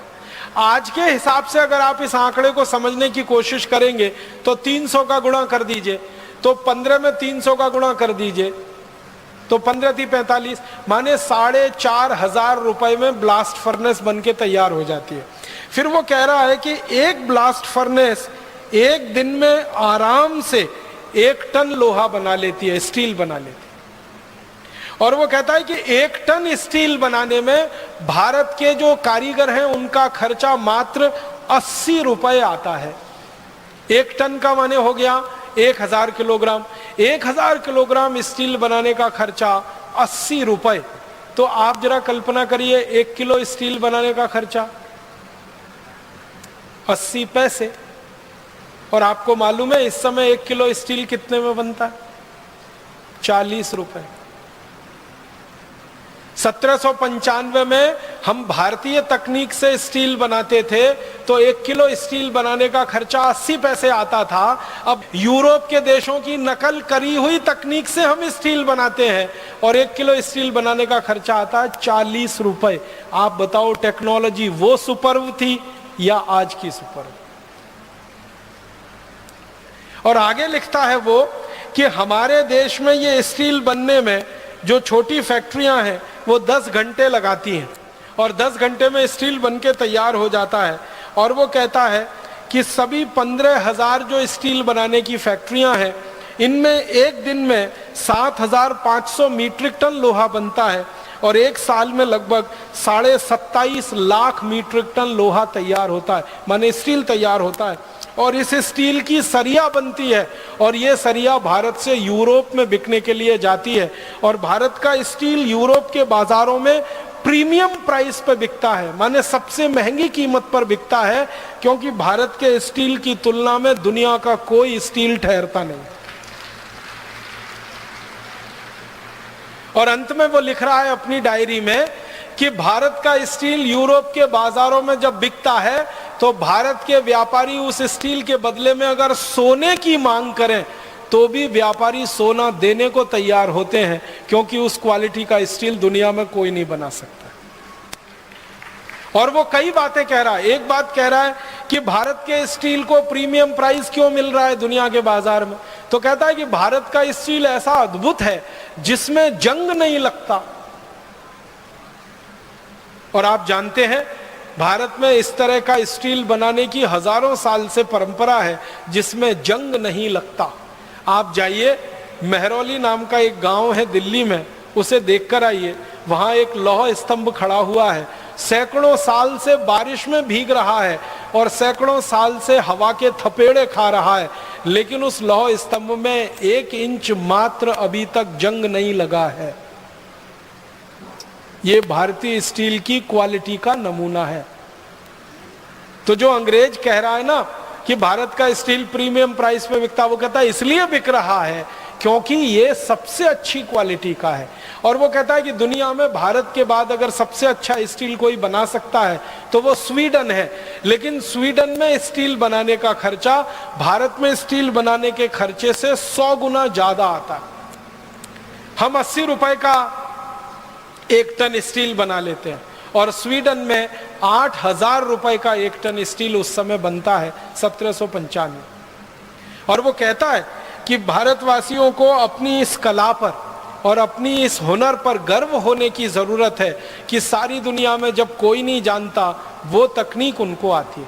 और अंत में वो कहता है कि भारत की जो स्टील बनाने की ब्लास्ट फर्नेस है, जो भट्टी है, वो इतनी हल्की है कि उसको बैलगाड़ी में रख के कभी भी एक स्थान से दूसरे स्थान पर ले जा सकते हैं, दूसरे से तीसरे स्थान पर ले जा सकते हैं। वो कहता है ये पोर्टेबल है, मूवेबल है, जबकि यूरोप के देशों की जो भट्टियां हैं वो स्थायी हैं, उनको उखाड़ कर कहीं नहीं ले जा सकते। अगर उखाड़ना पड़ता है तो भट्टी टूट जाती है, लेकिन भारतवासी इतने हुनरमंद हैं, इतने कौशल वाले हैं कि भट्टी बनाते हैं, उसको बैलगाड़ी में रख के एक गांव से दूसरे गांव ले जाते हैं।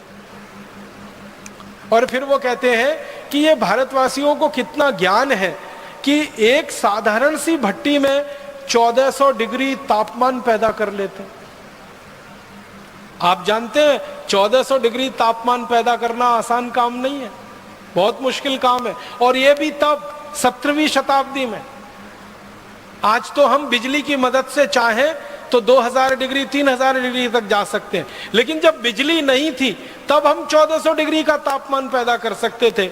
और वो कहता है कि इसके लिए एक सबसे बड़ा कारण है कि भारत में सबसे अच्छे किस्म का लोहा मिलता है और सबसे अच्छे किस्म का कोयला मिलता है। उस कोयले और लोहे के सम्मिश्रण से ये स्टील बनता है।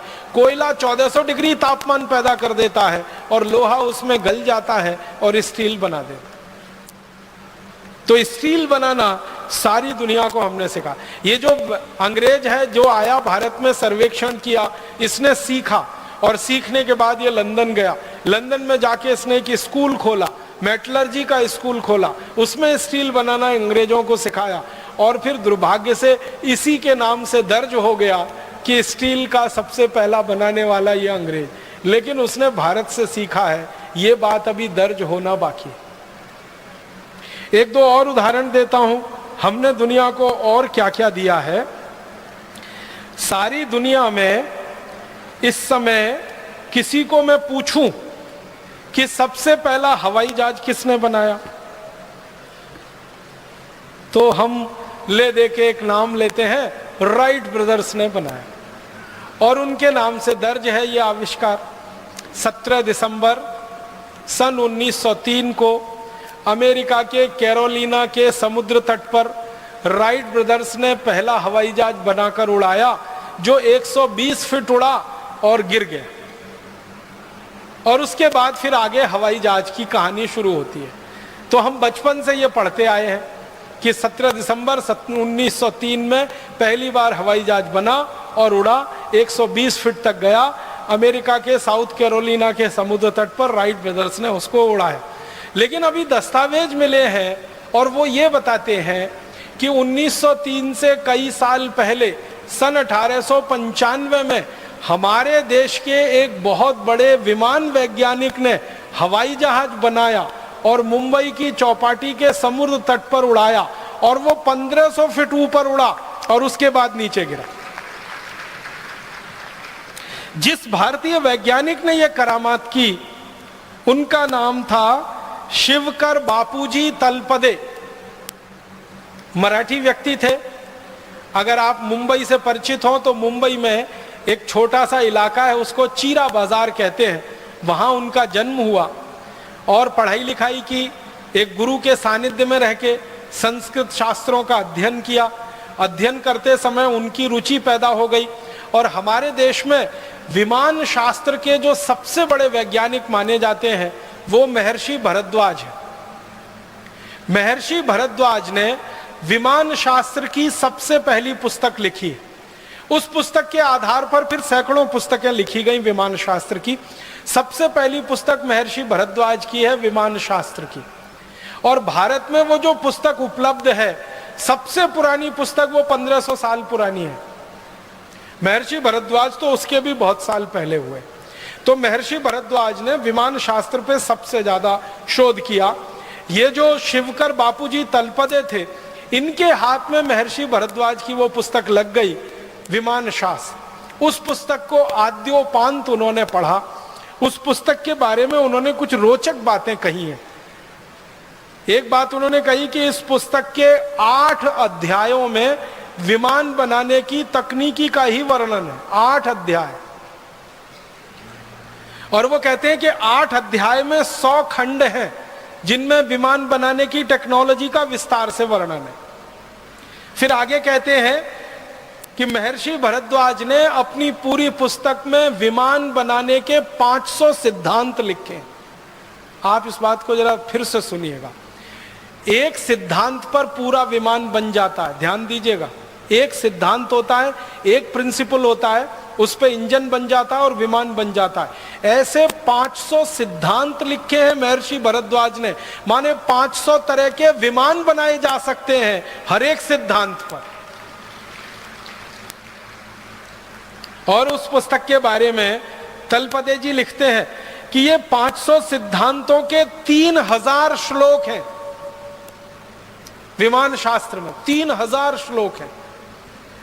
और वो कहते हैं, आप जानते हैं ये जो टेक्नोलॉजी होती है, ये जो तकनीकी होती है, उसका एक प्रोसेस होता है, एक प्रक्रिया होती है, और हर एक तकनीकी की एक विशेष प्रक्रिया होती है।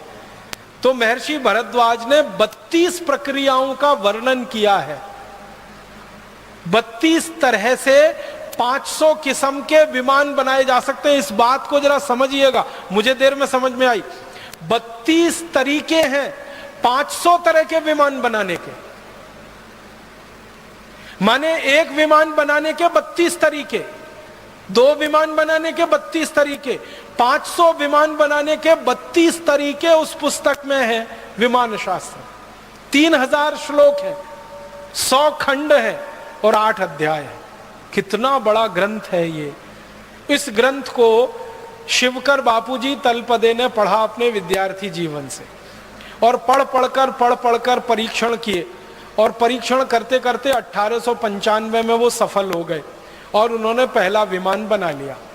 और उस विमान को बना लिया तो उन्होंने उसको उड़ाकर भी दिखाया, और उसको देखने के लिए भारत के बड़े बड़े लोग गए। हमारे देश के उस समय के एक बड़े व्यक्ति हुआ करते थे, महादेव गोविंद रानाडे, जो अंग्रेजी न्याय व्यवस्था में जज की हैसियत से काम किया करते थे मुंबई हाई कोर्ट में। तो रानाडे जी गए उसको देखने के लिए। बड़ोदरा के एक बड़े राजा हुआ करते थे गायकवाड़ करके, वो गए उस विमान को देखने के लिए। ऐसे 20 बड़े लोगों के सामने और हजारों लोगों की उपस्थिति में शिवकर बापूजी तलपदे ने अपना विमान उड़ाया। और हैरानी की बात यह थी कि उस विमान को उन्होंने उड़ाया, उसमें खुद नहीं बैठे, बिना चालक के उड़ा दिया उसको।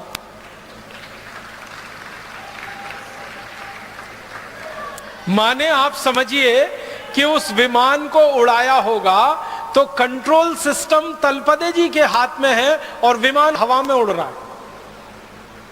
और यह बात 1895 में हो रही है, आज की दुनिया की बात नहीं हो रही। और उस विमान को उड़ाते उड़ाते 1500 फीट तक वो लेके गए। फिर उसके बाद उन्होंने उसको उतारा और बहुत सकुशल उतारकर उसको जमीन पे खड़ा कर दिया।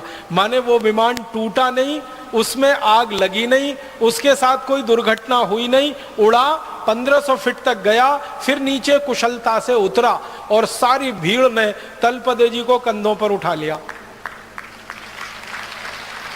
महाराजा गायकवाड़ ने उनके लिए इनाम की घोषणा की, एक जागीर उनके लिए घोषणा कर दी कि ये पूरी जागीर इनको दूंगा। और गोविंद रानाडे जी जो थे वहां पर, उन्होंने घोषणाएं की, बड़े बड़े लोगों ने घोषणाएं की। तलपदे जी का ये कहना था कि मैं ऐसे कई विमान बना सकता हूं, मुझे पैसे की कुछ जरूरत है, आर्थिक रूप से मेरी अच्छी स्थिति नहीं है। तो लोगों ने इतना पैसा इकट्ठा करने की घोषणा की कि आगे तो उनको कोई जरूरत नहीं थी। लेकिन तभी उनके साथ एक धोखा हुआ। धोखा क्या हुआ?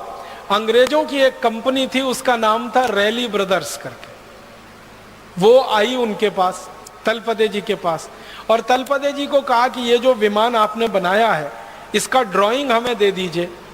तलपदे जी ने कहा कि उसका कारण बताइए। तो उन्होंने कहा कि हम आपकी मदद करना चाहते हैं, आपने ये जो आविष्कार किया है इसको सारी दुनिया के सामने लाना चाहते हैं, आपके पास पैसे की बहुत कमी है, हमारी कंपनी काफ़ी पैसा इस काम में लगा सकती है, लिहाजा हमारे साथ आप समझौता कर लीजिए और इस विमान की डिज़ाइन दे दीजिए। तलपदे जी भोले भाले सीधे साधे आदमी मान गए और कंपनी के साथ उन्होंने एक समझौता कर लिया। उस समझौते में रैली ब्रदर्स जो कंपनी थी, इसने क्या किया, पूरा विमान का मॉडल उनसे ले लिया और ड्राइंग ले ली, डिज़ाइन ले ली, और उसको लेकर ये कंपनी लंदन चली गई। और लंदन के बाद उस समझौते को वो कंपनी भूल गई और वही ड्राइंग और वही डिज़ाइन फिर अमेरिका पहुंच गई। फिर अमेरिका में राइट ब्रदर्स के हाथ में आ गई।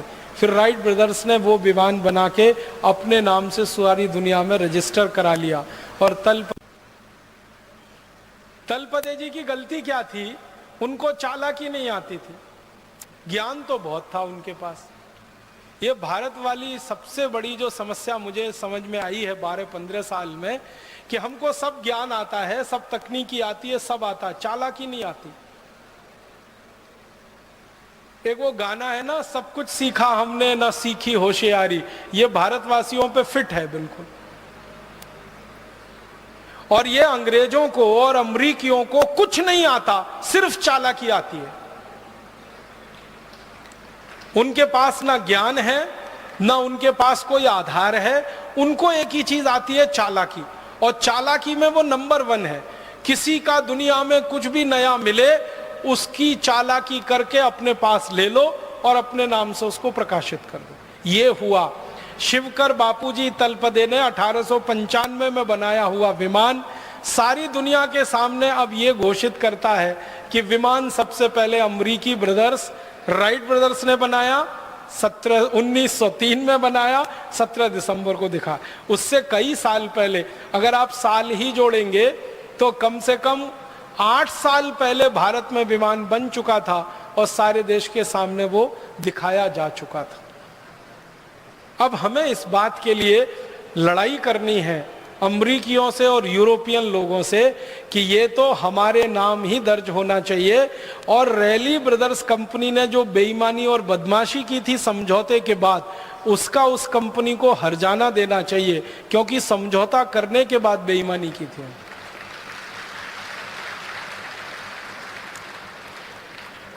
हम भारतवासी कुछ इसी तरह की चीजों में पीछे रह गए, वरना हम दुनिया में आज अगर थोड़ी चालाकी हमने सीखी होती, थोड़ी होशियारी हमको आ रही होती, तो ये विमान बनाने का श्रेय तलपदे जी के नाम ही रहता।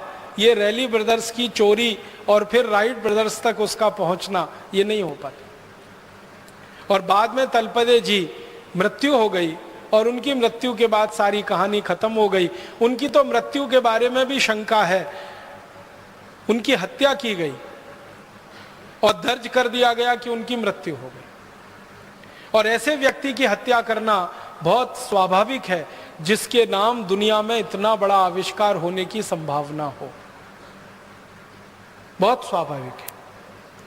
तो अगर हम फिर से वो पुराने दस्तावेज ढूंढें, खोलें और फाइल को फिर से देखें तो पता चल जाएगा और दूध का दूध पानी का पानी सारा सच दुनिया के सामने आ जाए। हम चाहते हैं कि भारत स्वाभिमान इस काम को अपने हाथ में ले और तलपदे जी की हत्या की जांच हो फिर से, और उनके द्वारा किए गए आविष्कार को सारी दुनिया में मान्यता मिले कि राइट ब्रदर से 8 साल पहले किसी भारतवासी ने विमान बनाया और सारी दुनिया में उड़ाया उसको।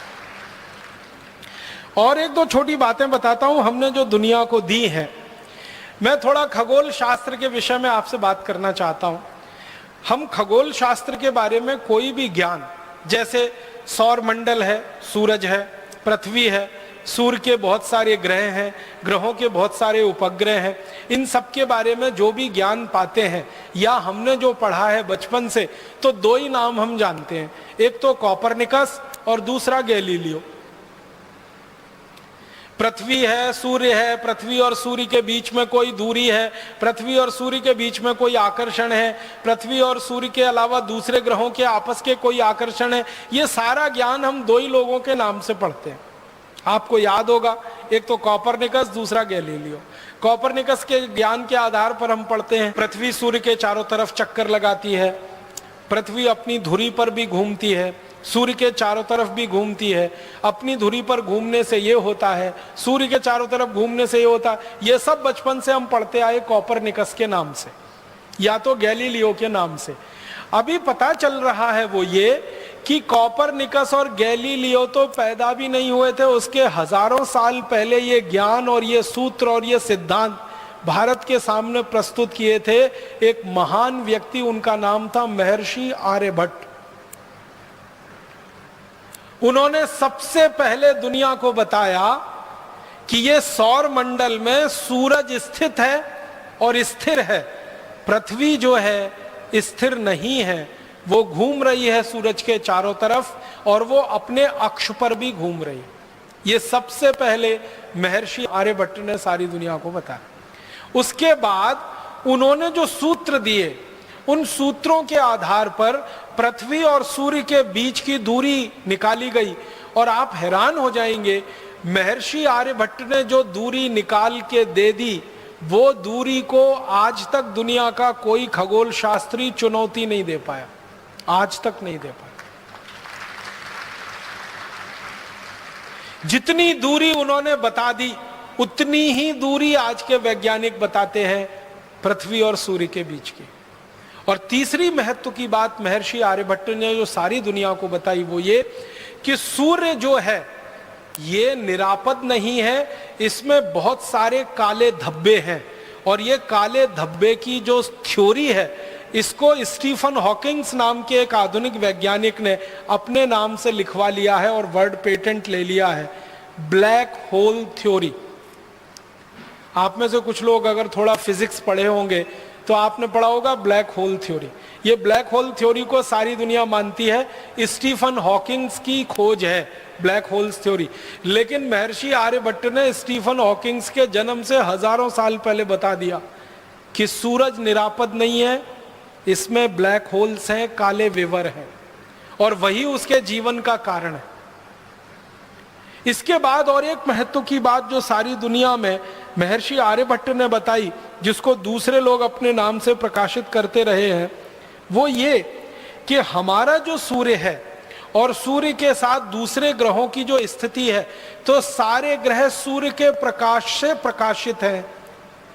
दूसरे ग्रहों के पास अपना कोई प्रकाश नहीं है, सूर्य के प्रकाश से ही वो सब प्रकाशित हैं। वो चाहे शनि हो, चाहे बुध हो, चाहे शुक्र हो, चाहे चंद्रमा हो, चाहे मंगल हो, ये सब सूर्य के प्रकाश से प्रकाशित हैं। सारी दुनिया को सबसे पहले महर्षि आर्यभट्ट ने बताया है। और इससे भी गहरी बात मैं आपसे कहता हूं, महर्षि आर्यभट्ट ने पता नहीं कैसे हजारों साल पहले कोई दूरबीन बनाई होगी, तभी ये बता सकते, नहीं तो सवाल ही नहीं।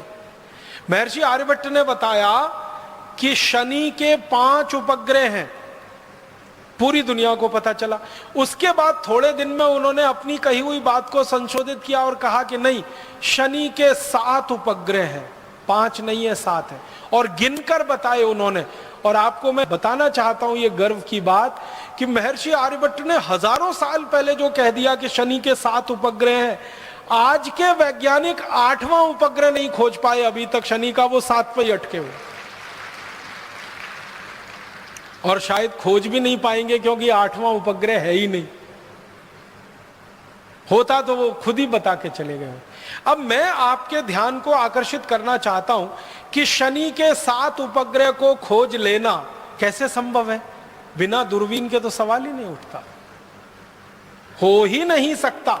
इसका माने बहुत साफ है कि महर्षि आर्यभट्ट ने दुनिया की सबसे पहली दूरबीन बनाई होगी और उससे देखकर यह बताया होगा, और सारी दुनिया में दूरबीन बनाना लोगों ने उसकी नकल करके सीखा होगा।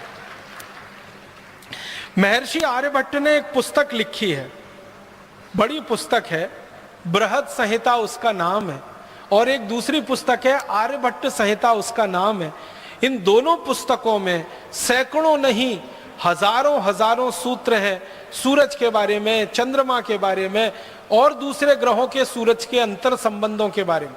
और आप जानते हैं सबसे पहले दुनिया में ग्रहण के बारे में, चंद्र ग्रहण होगा, सूर्य ग्रहण होगा, इस तिथि को होगा, इस दिनांक को होगा, इस साल में पड़ेगा, ये सारे के सारे ठीक ठीक गणनाएं सबसे पहले शुरू किया महर्षि आर्यभट्ट ने। महर्षि आर्यभट्ट की शुरू की गई गणनाएं चंद्र ग्रहण की, सूर्य ग्रहण की हजारों साल बिल्कुल सच साबित हुई और उसके आधार पर पंचांग विकसित हुआ। और आपको एक और गहरी बात बताना चाहता हूं महर्षि आर्यभट्ट के बारे में कि उन्होंने सूरज का, पृथ्वी का, दूसरे ग्रहों का जब अध्ययन किया बारीकी से, गहराई से, और उन्होंने देखा कि पृथ्वी अपनी धुरी पे भी घूम रही है और सूर्य के चारों तरफ भी घूम रही है, तो पृथ्वी की अपनी धुरी पर घूमने से दिन है और दिन रात हो रहे हैं, तो दिन कितने घंटे का हो रहा है, रात कितने घंटे की हो रही है। और बारीकी से करते करते उन्होंने 7 दिन निर्धारित कर दिए और वो 7 दिन है रविवार, सोमवार, मंगलवार, बुधवार, बृहस्पतिवार, शुक्रवार, शनिवार। ये जो 7 दिन महर्षि आर्यभट्ट ने हजारों साल पहले निश्चित कर दिए, सारी दुनिया अभी तक 8वां दिन नहीं खोज पाई। जो 7 उन्होंने हजारों साल पहले कह दिए, वही 7 दिन पूरी दुनिया इस्तेमाल कर रही है। और आपको हैरानी होनी चाहिए ये जानकर कि कोई क्रिश्चियन है तो, कोई मुसलमान है तो, कोई यहूदी है तो, कोई बौद्ध है तो, कोई पारसी है तो, कोई हिंदू है तो, या किसी भी संप्रदाय का है, वो इन्हीं 7 दिनों को मानता है। रविवार, सोमवार, मंगलवार, बुधवार, बृहस्पतिवार, शुक्रवार, शनिवार। बस अंतर इतना है कि उसको अपनी अपनी भाषा में उन्होंने भाषांतर कर लिया है। अंग्रेजों ने रविवार का संडे कर दिया, सोमवार का मंडे कर दिया, मंगलवार का ट्यूसडे कर दिया, बुधवार का वेडनेसडे कर दिया, गुरुवार का थर्सडे कर दिया, शुक्रवार का फ्राइडे कर दिया, शनिवार का सैटरडे। बस इतना ही किया है, भाषांतर ही किया है, बाकी कोई मूल बदलाव अंग्रेज नहीं कर पाए। और अंग्रेजों के आगे पीछे की सभ्यताओं ने भी उसको वैसे का वैसा ही स्वीकार किया। यूनान की पूरी सभ्यता ने यही स्वीकार किया, रवि, सोम, मंगल, बुध। मेसोपोटामिया की सभ्यता ने यही स्वीकार किया, बेबीलोनियन की सभ्यता ने यही स्वीकार किया। दुनिया में जो बड़ी बड़ी सभ्यताएं मानी जाती हैं, सब में ये रवि, सोम, मंगल, बुध, बृहस्पति, शुक्र, शनि ही है। और ये भारत की देन है सारी दुनिया की सभ्यताओं को, जिसमें वो एक कदम भी आगे हमसे बढ़ नहीं पाए हैं। जितना हमने खोज के बता दिया, वहीं पर पूरी दुनिया रुकी हुई है अभी तक। बहुत बड़ा योगदान है महर्षि आर्यभट्ट का इस खगोल शास्त्र की दुनिया में। और एक दो छोटी बातें बताता हूं कि महर्षि आर्यभट्ट का एक और बहुत बड़ा योगदान है सारी दुनिया के लिए, गणित का। गणित के बारे में 2-3 रोचक तथ्य मैं आपको कहना चाहता हूं। गणित में जो त्रिकोणमिति होती है ना, आपने तो पढ़ा होगा बचपन में, हम लोग अंग्रेजी में उसको ट्रिग्नोमेट्री कहते हैं। ये जो त्रिकोणमिति है, ये जो ट्रिग्नोमेट्री है, ये महर्षि आर्यभट्ट की खोज है। उन्होंने सबसे पहले त्रिकोणमिति दिया है पूरी दुनिया को जानने, समझने और सीखने के लिए। और आप जानते हैं, इसी त्रिकोणमिति को आधार बनाकर दुनिया में सारा निर्माण कार्य चलता है। त्रिकोणमिति अगर आप जानते नहीं हैं तो आप किसी भी निर्माण कार्य में लग नहीं सकते। तो सारी दुनिया के निर्माण कार्य का आधार और पृष्ठभूमि महर्षि आर्यभट्ट की देन है। त्रिकोणमिति जो उन्होंने समझाई सारी दुनिया। गणित में त्रिकोणमिति का आविष्कार भारत में हुआ है। फिर इसी तरह एक महान महर्षि हुए भास्कराचार्य। उन्होंने गणित की सबसे पहली पुस्तक लिखी, लीलावती, जिसका नाम। लीलावती जो थी वो महर्षि भास्कराचार्य की बेटी थी। तो अपने बेटी के नाम पर, बेटी को जो सिखाते थे गणित में, वही सब उन्होंने लिखा पुस्तक में। और लीलावती के बारे में कहा जाता है कि वो इतनी कुशाग्र बुद्धि थी, इतना तीव्र बुद्धि वो बेटी थी कि पेड़ के पत्ते गिन सकती थी। और जब भी उसको पेड़ के पत्ते गिनने के लिए कहा गया तो वास्तव में उतने ही पत्ते निकलते थे जितने होते थे, और उसको कहा जाता था कि तुम्हारी बुद्धि बहुत तेज चलती है, तो कहती थी वो पिताजी की कृपा है, उन्होंने मुझे गणित सिखाया। पेड़ के पत्ते गिन लेना कोई आसान काम नहीं है, ये कुछ ऐसा ही काम है कि आसमान में तारे गिन लेना। और लीलावती इसमें सिद्धस्थ थी। उस लीलावती के नाम से पुस्तक प्रकाशित हुई, महर्षि भास्कराचार्य की गणित की पहली पुस्तक, और सारी दुनिया ने उस पुस्तक को आधार बनाकर अपने यहाँ गणित का कोर्स बनाया है, सिलेबस बनाया। आपको हैरानी होगी जानकर, दुनिया के बहुत सारे देशों ने अपने गणित का सिलेबस लीलावती के आधार पर बनाया। ऐसे एक महान हमारे देश में गणितज्ञ हुए, उनका नाम था महर्षि ब्रह्मगुप्त। इन्होंने सारी दुनिया को सबसे पहले सिखाया जोड़ना, घटाना, गुणा करना और भाग करना। ये अंक गणित का जो 4 हिस्सा है, जोड़, घटाना, भाग और गुणा, ये सबसे पहले महर्षि ब्रह्मगुप्त ने पूरी दुनिया को सिखाया, और इसके लिए उन्होंने शास्त्र निर्माण किया। और महर्षि ब्रह्मगुप्त के ही नाम ये खोज है कि वर्ग करना और वर्गमूल करना, घन करना, घनमूल करना, ये भी उन्होंने सबसे पहले सूत्र दिया दुनिया को सीखने के लिए। और जो बीज गणित हम पढ़ते हैं, जिसको हम आजकल एलजबरा कहने लगे हैं, ये एलजबरा पूरा का पूरा महर्षि ब्रह्मगुप्त की देन है। हमारा आज का एलजबरा और उसका सिलेबस महर्षि ब्रह्मगुप्त के लिखे हुए पुस्तकों पर आधारित है सारा का सारा। इसी तरह से एक प्रमेय होती है, एक थ्योरम है, वो हम लोग पढ़ते हैं बचपन में, 9वीं 10वीं कक्षा से लेके 12वीं तक हम उसका इस्तेमाल करते हैं। वो थ्योरम को पाइथागोरस थ्योरम कहते हैं। पाइथागोरस का जन्म हुआ ईसा से 8 शताब्दी पहले, और ईसा के 15वीं शताब्दी पहले के भारत के गुरुकुलों के रिकॉर्ड्स बताते हैं कि पाइथागोरस हमारे यहां था। हम उसको बोधायन प्रमेय के रूप में पढ़ते थे। बोधायन एक महर्षि हुए, उनके नाम से वो प्रमेय पढ़ाई जाती थी भारत में ईसा के जन्म के 15 शताब्दी पहले, माने आज से लगभग 3500 साल पहले वो प्रमेय भारत में पढ़ाई जाती थी बोधायन प्रमेय के नाम से। और वो प्रमेय क्या है? कर्ण का वर्ग बराबर लंब का वर्ग धन आधार का वर्ग, हिंदी में कहते हैं ना, हाइपोटेन्यूज का स्क्वायर परपेंडिकुलर और बेस के स्क्वायर के एडिशन के बराबर। तो कर्ण का वर्ग बराबर लंब का वर्ग धन आधार का वर्ग, ये जो हम पढ़ते हैं, ये सबसे पहले बोधायन महर्षि की देन है, जिसके आधार पर सारी दुनिया ने सीखा।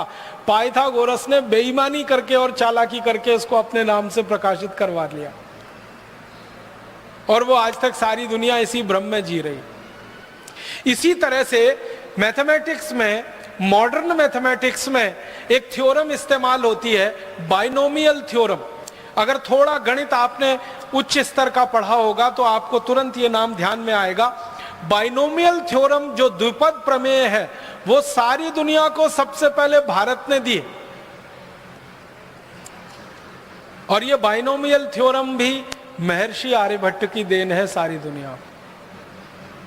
और इसी तरह से हमारे भारत में एक विषय चलता है गणित में, जिसको मॉडर्न मैथमेटिक्स के नाम से आजकल कहने लगे हैं, कैलकुलस।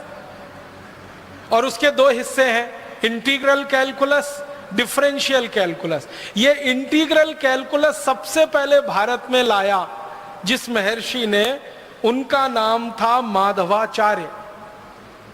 और डिफरेंशियल कैलकुलस पूरी दुनिया को सिखाया जिन महर्षि ने, उनका नाम था भास्कराचार्य।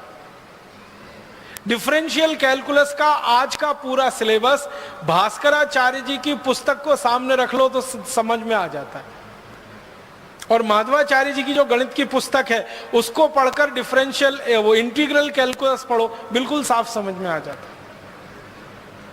और गणित में सबसे ज्यादा शोध दुनिया में हुआ है तो वो भारत में हुआ है। भारत के बाद दूसरे नंबर पर सबसे बड़े गणितज्ञ माने जाते हैं दुनिया में, वो फ्रेंच लोग हैं। फ्रांसीसी लोग इस बात को स्वीकार करते हैं कि गणित अगर हमने सीखा है और दुनिया ने सीखा है तो वो भारत से सीखा है। और गणित की जो मूल बात है, 0, 1 2 3 4 5 6 7 8 9 जिसको हम नंबर सिस्टम कहते हैं, ये सारी दुनिया को भारत की देन है। और आपने मेरे व्याख्यान के पहले वो जो गीत सुना, जब 0 दिया मेरे भारत ने, वो सच है। सारी दुनिया को 0, फिर 1, फिर 2, फिर 9 तक की गिनती हमने सिखाई है। और जो गिनती सिखाएगा वही गणित बनाएगा। गणित तो उसी को आएगा जिसको गिनती आएगी। जिन्होंने गिनती गिनी है और जिन्होंने गिनती पढ़ी है वही गणित बना सकते हैं और गणित सिखा सकते हैं। तो भारत ने सारी दुनिया को गिनती दी है, गणित दिया है, गणित के सूत्र दिए हैं। और कुछ गणित के सूत्रों के बारे में तो आप सब जानते हैं। वैदिक गणित का नाम आपने सुना है? वैदिक गणित के सूत्र 17 सूत्र हैं। इन सूत्रों को जो सीख लेगा वो गणित का इतना बड़ा पंडित हो जाएगा कि कैलकुलेटर से ज्यादा तेज कैलकुलेशन वो कर पाएगा। कुछ भारतवासी सारी दुनिया में अपना चमत्कार दिखाते रहते हैं गणित का। एक बहन जी हैं, एक माता जी हैं, नाम नहीं लेना चाहता उनका, आप सब समझ जाएंगे 1 मिनट में। वो पूरी दुनिया में प्रवास करती हैं और बड़े बड़े शो करती हैं। लाखों रुपए उस शो के वो लेती हैं। एक एक व्यक्ति उस शो में जाए तो हजारों रुपए की टिकट खरीदता है, डॉलर्स में खरीदता है। और वो माताजी सबको यही बताती हैं गणित के सूत्र, और चमत्कारिक तरीके से बताती है। 10 अंक का कुछ संख्या लिख दो और 10 अंक की एक संख्या लिख दो, दोनों का गुणा कर दो। कैलकुलेटर जितनी देर में बताएगा वो माताजी उसके पहले बता देती हैं। और लाखों डॉलर बरसते हैं उनके ऊपर। वो कुछ भी नहीं है, वैदिक मैथमेटिक्स के सूत्र हैं। कोई सीख लेगा तो वो बता देगा, उसमें कौन सी खास बात है। और उनके बारे में अखबारों में बड़ा बड़ा विज्ञापन आता है, जिनका दिमाग कंप्यूटर से ज्यादा तेज चलता है, जिनके गणित की गणनाएं कंप्यूटर से ज्यादा तेज है, ऐसी माता जी का व्याख्यान सुनने आइए या दर्शन करने आइए। मैं सोचता हूं कि ऐसी तो सभी माताएं हो सकती है, सभी बहनें हो सकती हैं, सभी भाई हो सकते हैं। बस वैदिक गणित के वो 17 सूत्र सीखने की देर है। और वो सूत्र अगर आपको सीखने हो तो पुस्तकें उसकी बाजार में उपलब्ध हैं। मेरी आपको एक विनम्र प्रार्थना है, वो ये कि आपके घर में छोटे छोटे बच्चे हैं, उनको वो सूत्र जरूर सिखा दीजिए। गणित उनको रोचक हो जाएगा। हमारे देश के बच्चों को गणित में ही सबसे ज्यादा बोरियत आती है, क्योंकि आज जो हम गणित सीखते हैं और सिखाते हैं वो अंग्रेजों के तरीके से सीखते हैं और अंग्रेजों के तरीके से सिखाते हैं, उसमें रस बिल्कुल नहीं है। लेकिन ये जो वैदिक गणित लिखा गया है, इसको सीखने में इतना रस है कि आप 90 साल के भी हो जाएं तो भी आप वैसे ही सीखेंगे जैसे 15-17 साल के बच्चे सीखते हैं। हमारे भारत में शिक्षा के बारे में जो सबसे गहरी बात है कि शिक्षा को रसपूर्ण बना के सिखाना, हंसते हंसते सिखा देना, खेलते खेलते सिखा देना, गाना गाते गाते सिखा देना, गीत गाते गाते सिखा देना, दुनिया में कहीं नहीं है ये। तो वैदिक गणित के सूत्रों को आप सीखें, बहुत अच्छा हो, नहीं तो अपने बच्चों को जरूर सिखाएं। पुस्तकें बाजार में उपलब्ध हैं, उनसे आप आसानी से कर सकते हैं। और मेरा तो कहना है कि आप सीखकर दूसरों को सिखाने का अभियान चला सकते हैं। कम से कम ये जो तिलिस्म बना हुआ है 2-3 लोगों के नाम पर कि वो गणना करते हैं कंप्यूटर से ज्यादा तेज, मैं चाहता हूं भारत स्वाभिमान का हर कार्यकर्ता, वो भाई हो या बहन, कंप्यूटर से तेज गणना कर सकता है अगर वैदिक गणित के ये सूत्र सीख लें। 1-2 बात और कहना चाहता हूं। हम भारतवासियों ने दुनिया को और क्या क्या दिया है। सारी दुनिया को सबसे पहले बर्फ बनाना हमने सिखाया। अद्भुत देश है ये भारत, यहां बर्फ सबसे कम है लेकिन बर्फ बनाना सबसे ज्यादा हम ही जानते हैं। भारत में बर्फ जहां है ना, वो कुल मिला के 2-4 राज्य हैं। एक तो जम्मू कश्मीर है, एक तो हिमाचल प्रदेश है, एक तो हमारा ये उत्तराखंड है, और थोड़ा बहुत उत्तर पूर्व के कुछ प्रदेश हैं छोटे जहां पर बर्फ गिरती है। ये बर्फ प्रकृति की बनाई हुई है, लेकिन हम भारतवासी इस बात का गर्व कर सकते हैं कि मनुष्य की बनाई हुई सबसे पहली बर्फ हमने दी है दुनिया को, और उसकी तकनीकी भी हमने बताई है पूरी दुनिया को। हमारे देश में एक महान राजा हुआ, उसका नाम था हर्षवर्धन। हर्षवर्धन के बारे में आप सबने पढ़ा है, सुना है, जानकारी आपको होगी। हर्षवर्धन की 2-3 बातें मैं आपसे कहना चाहता हूं। पहली बात यह है कि वो वैज्ञानिक था और राजा हुआ। सबसे बड़ी बात उसके बारे में जो दुनिया नहीं जानती वो ये कि वो खाली राजा नहीं था, वो वैज्ञानिक था और राजा हुआ। और चक्रवर्ती सम्राट हुआ। चक्रवर्ती सम्राट का मतलब आप समझते हैं? भारत में चक्रवर्ती सम्राट कौन हो सकता है? जो एक गांव का राजा होता है उसको हमारे देश में कहा जाता है सरपंच। जो 10 गांव का राजा होता है उसको कहा जाता है नायक। जो 100 गांव का राजा होता है उसको कहते हैं सामंत। जो 1000 गांव का राजा होता है उसको कहते हैं राजा। फिर 10,000 गांव का जो हो जाए राजा वो महाराजा।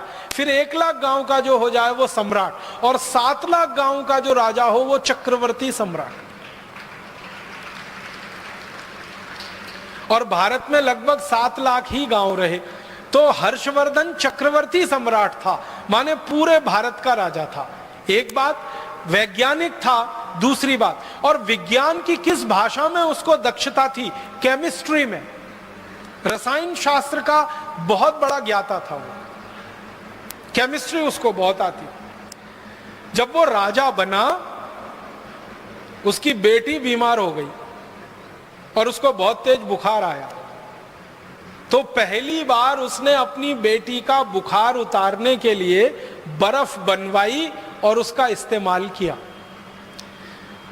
हर्ष चरित्रम करके एक पुस्तक लिखी गई हर्षवर्धन के बारे में, और हर्ष चरित्रम में इसका विस्तार से वर्णन है कि राजा हर्षवर्धन अपनी बेटी का बुखार ठीक करने के लिए बर्फ का इस्तेमाल कर रहा है, और वो बर्फ बनाने की पूरी तकनीकी है। और राजा हर्षवर्धन का जो समय है ना, वो 6वीं शताब्दी का है, माने आज से लगभग 1500 साल पहले, 1400 साढ़े 1400 साल पहले। अंग्रेजों के यहाँ बर्फ पड़ती है, अमरीकियों के यहाँ बर्फ पड़ती है, फ्रांस में बर्फ पड़ती है, जर्मनी में बर्फ पड़ती है, लेकिन वो बर्फ बनाना 18वीं शताब्दी तक नहीं जानते थे। जिनके यहाँ बर्फ पड़ती है वो बर्फ बनाना नहीं जानते थे। बर्फ बनाने के लिए पानी को एक विशेष तापमान पर रखना पड़ता है और एक विशेष दबाव उसको देना पड़ता है। एटमॉस्फेरिक प्रेशर और टेम्परेचर दोनों को कंट्रोल करके ही बर्फ बन सकती है। बहुत जटिल प्रक्रिया है, आसान काम नहीं है ये। लेकिन हर्षवर्धन को ये मालूम था और उसने बर्फ बनाना और बनवाना अपने राज्य में शुरू किया था। उस समय से भारत में बर्फ बनाने की परंपरा है। बर्फ हमारे यहाँ भगवान के द्वारा बहुत कम दी गई है, लेकिन बनाना हमको दुनिया में सबसे पहले आया। अब हमको ये स्थापित कराना अभी बाकी है कि सबसे पहले बर्फ भारत में बनी। अंग्रेज लोग बताते हैं कि उन्होंने सबसे पहले बर्फ 18वीं शताब्दी में बनाई। हमने उनसे 1000 साल पहले बर्फ बनाई थी। सारी दुनिया को ये बर्फ बनाने की टेक्नोलॉजी हमने दी है। कागज बनाना पूरी दुनिया को भारत ने सिखाया। कागज बनाना सबसे पहले भारत में शुरू हुआ। हमारे भारत में एक घास होती है, उसको सन कहते हैं, और एक घास होती है उसको मूंज कहते हैं। गांव के लोग हैं उनको तो ये दोनों शब्द अच्छे से समझ में आएंगे। एक सन होती है और एक मूंज होती है। मूंज जो है ना बहुत तीखी होती है, उंगली को काट सकती है और खून निकाल सकती है। सन वाली घास जो होती है वो थोड़ी नरम होती है, उंगली को काटती वाटती नहीं। और भारत के हर गांव में इफरात में होती है और फोकट में होती है। पूर्वी भारत और मध्य भारत में तो हर गांव में होती है। बंगाल में, उत्तर प्रदेश में, बिहार में, झारखंड में, उड़ीसा में, आसाम में कोई गांव नहीं जहां सन ना हो, मूंज ना हो। तो जिन इलाके में सन और मूंज सबसे ज्यादा होती रही है, इसी इलाके में सबसे पहले कागज बनना शुरू हुआ। वो सन की घास से और मूंज की घास से हमने सबसे पहले कागज बनाया, और सबसे पहला कागज बना के दुनिया को हमने दिया। और वो कागज बनाने की तकनीक आज से 2000 साल पुरानी। और चीन के जो दस्तावेज है वहां से ये बात मुझे पता चली। चीनियों के दस्तावेजों में ये लिखा हुआ है कि उन्होंने जो कागज बनाना सीखा वो भारत से सीखा। तो उन्होंने जो कागज बनाना सीखा वो भारत से, यहां से सीखा, सन और मूंज की रस्सी से। इसी तरह से दुनिया में सबसे पहली बैटरी समझते हैं? ड्राई सेल, अंग्रेजी में कहूं तो शायद जल्दी समझ में आए। ड्राई सेल बैटरी सबसे पहले भारत में बनी। और ड्राई सेल बनाने की जो विधि है ना, जो आधुनिक विज्ञान ने भी स्वीकार कर रखी है, वो महर्षि अगस्त्य द्वारा दी गई विधि है। महर्षि अगस्त्य ने सबसे पहली ड्राई सेल बनाई थी और उसका विस्तार से उनका वर्णन है अगस्त संहिता में। पूरा ड्राई सेल बनाने की टेक्नोलॉजी, पूरी तकनीक उन्होंने दी है और हम में से कई लोगों ने उस तकनीक से बना के देखा है और ड्राई सेल बनता है, और हजारों वर्ष पहले की वो तकनीक है। इसका माने क्या हुआ? जो देश के वैज्ञानिक और महर्षि ड्राई सेल बनाना जानते हो वो विद्युत के बारे में भी जानते होंगे, इलेक्ट्रिसिटी के बारे में भी जानते होंगे, करंट के बारे में भी जानते होंगे, क्योंकि ड्राई सेल यही करता है। करंट के फ्लो के लिए ही हम उसका उपयोग करते हैं। ये अलग बात है कि वो डायरेक्ट करंट है और आज की दुनिया में हम जो इस्तेमाल करते हैं वो अल्टरनेटिव करंट है, लेकिन डायरेक्ट करंट का सबसे पहले जानकारी दुनिया को हुई तो वो भारत में महर्षि अगस्त्य को ही है। इसी तरह से दुनिया में सबसे पहला सिक्का, कॉइन जिसको हम कहते हैं, वो भारत ने बनाया और सारी दुनिया को सिक्का बनाना सिखाया। ये जो सिंधु घाटी की सभ्यता का अगर आप इतिहास पढ़ेंगे तो आज से 3-3.5 साल पहले का इतिहास है। उसमें सिक्के बनाने का बहुत विस्तार से वर्णन है और सिक्के की ढलाई करने के लिए बहुत सारी फैक्ट्रियों की जानकारी। इसी तरह से जस्ता बनाना, जिंक, सारी दुनिया को भारत ने सिखाया जिंक बनाना। हमसे पहले कोई नहीं जानता था कि जस्ता कैसे बनता है, जिंक कैसे बनता है। और 13वीं शताब्दी में भारत में एक पुस्तक लिखी गई, उसका नाम था रस रत्न समुच्चय। उस पुस्तक में जिंक बनाने का बहुत विस्तार से वर्णन।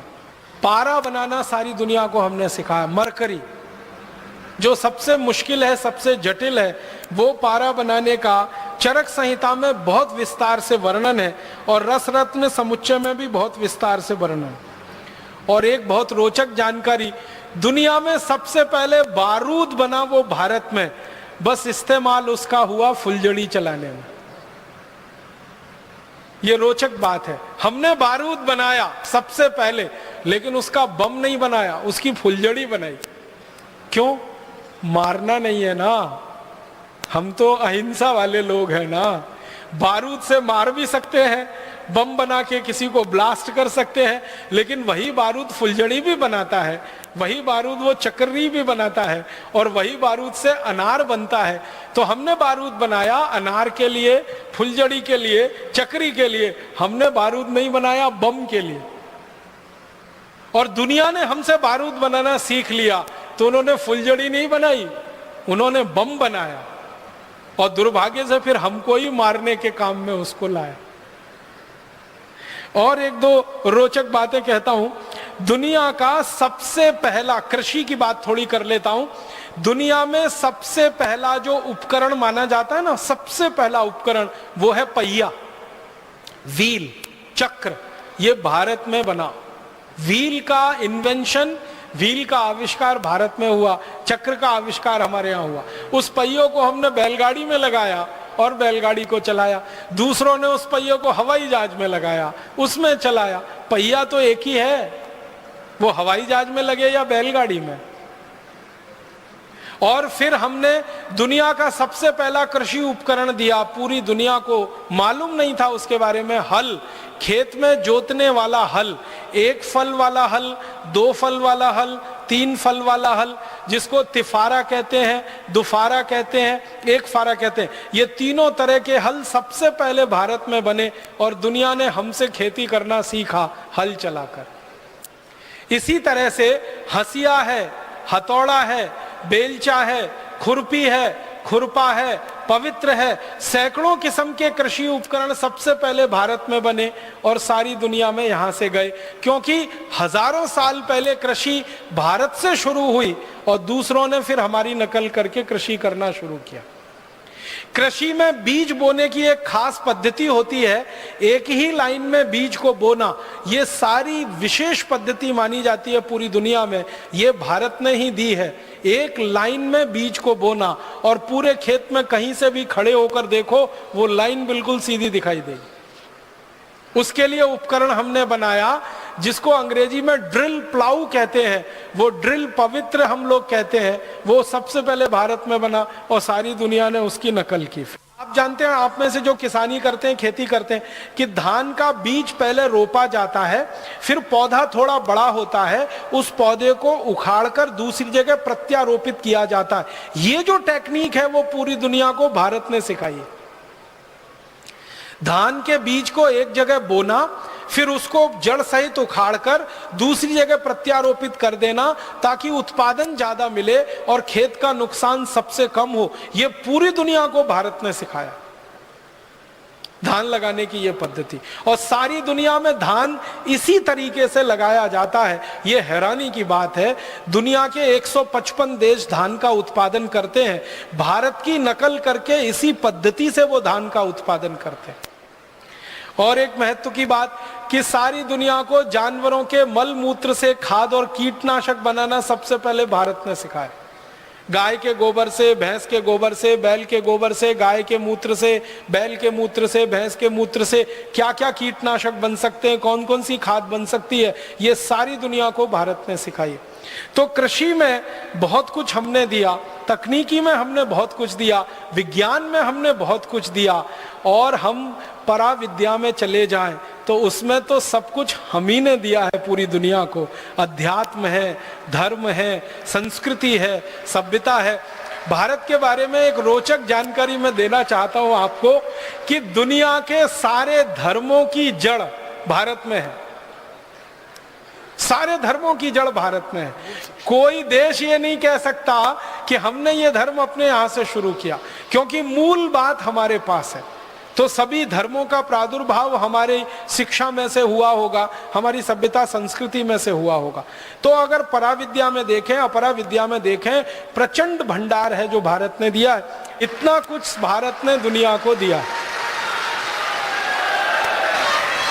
तो मैं आपसे बस एक ही निवेदन करना चाहता हूं अंत में कि आप आज के इस व्याख्यान के बाद अपने मन में कभी भी हीनता मत आने दीजिए, लघुता मत आने दीजिए, कोई आत्मग्लानि मत आने दीजिए। अब गर्व से कहिए, गौरव से कहिए कि विमान का आविष्कार हमने किया, बर्फ का आविष्कार हमने किया, स्टील का आविष्कार हमने किया, खगोल शास्त्र का सारा ज्ञान दुनिया को हमने दिया, गणित में नंबर सिस्टम हमने दिया, वर्गमूल दिया, घनमूल दिया, वैदिक गणित के सूत्र दिए।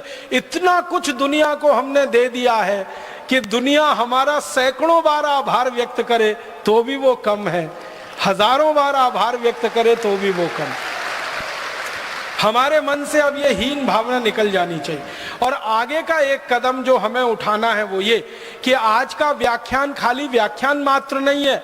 भारत स्वाभिमान की मदद से हमें एक बहुत बड़ा विश्वव्यापी अभियान चलाना है, अपनी खोज को, अपने इन्वेंशंस को दुनिया भर के सामने स्थापित करने के लिए और पुरानी की गई गलती को ठीक करने के लिए जो ऐतिहासिक रूप से भूल हो गई।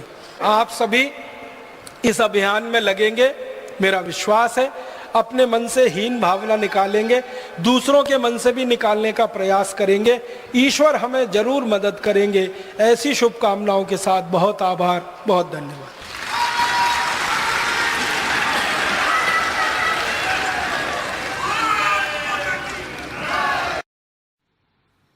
दोस्तों, सबसे पहले तो चैनल सब्सक्राइब करें, फिर लाइक, कमेंट और शेयर करें। और हाँ, हमारा एंड्रॉयड ऐप डाउनलोड करना ना भूलें।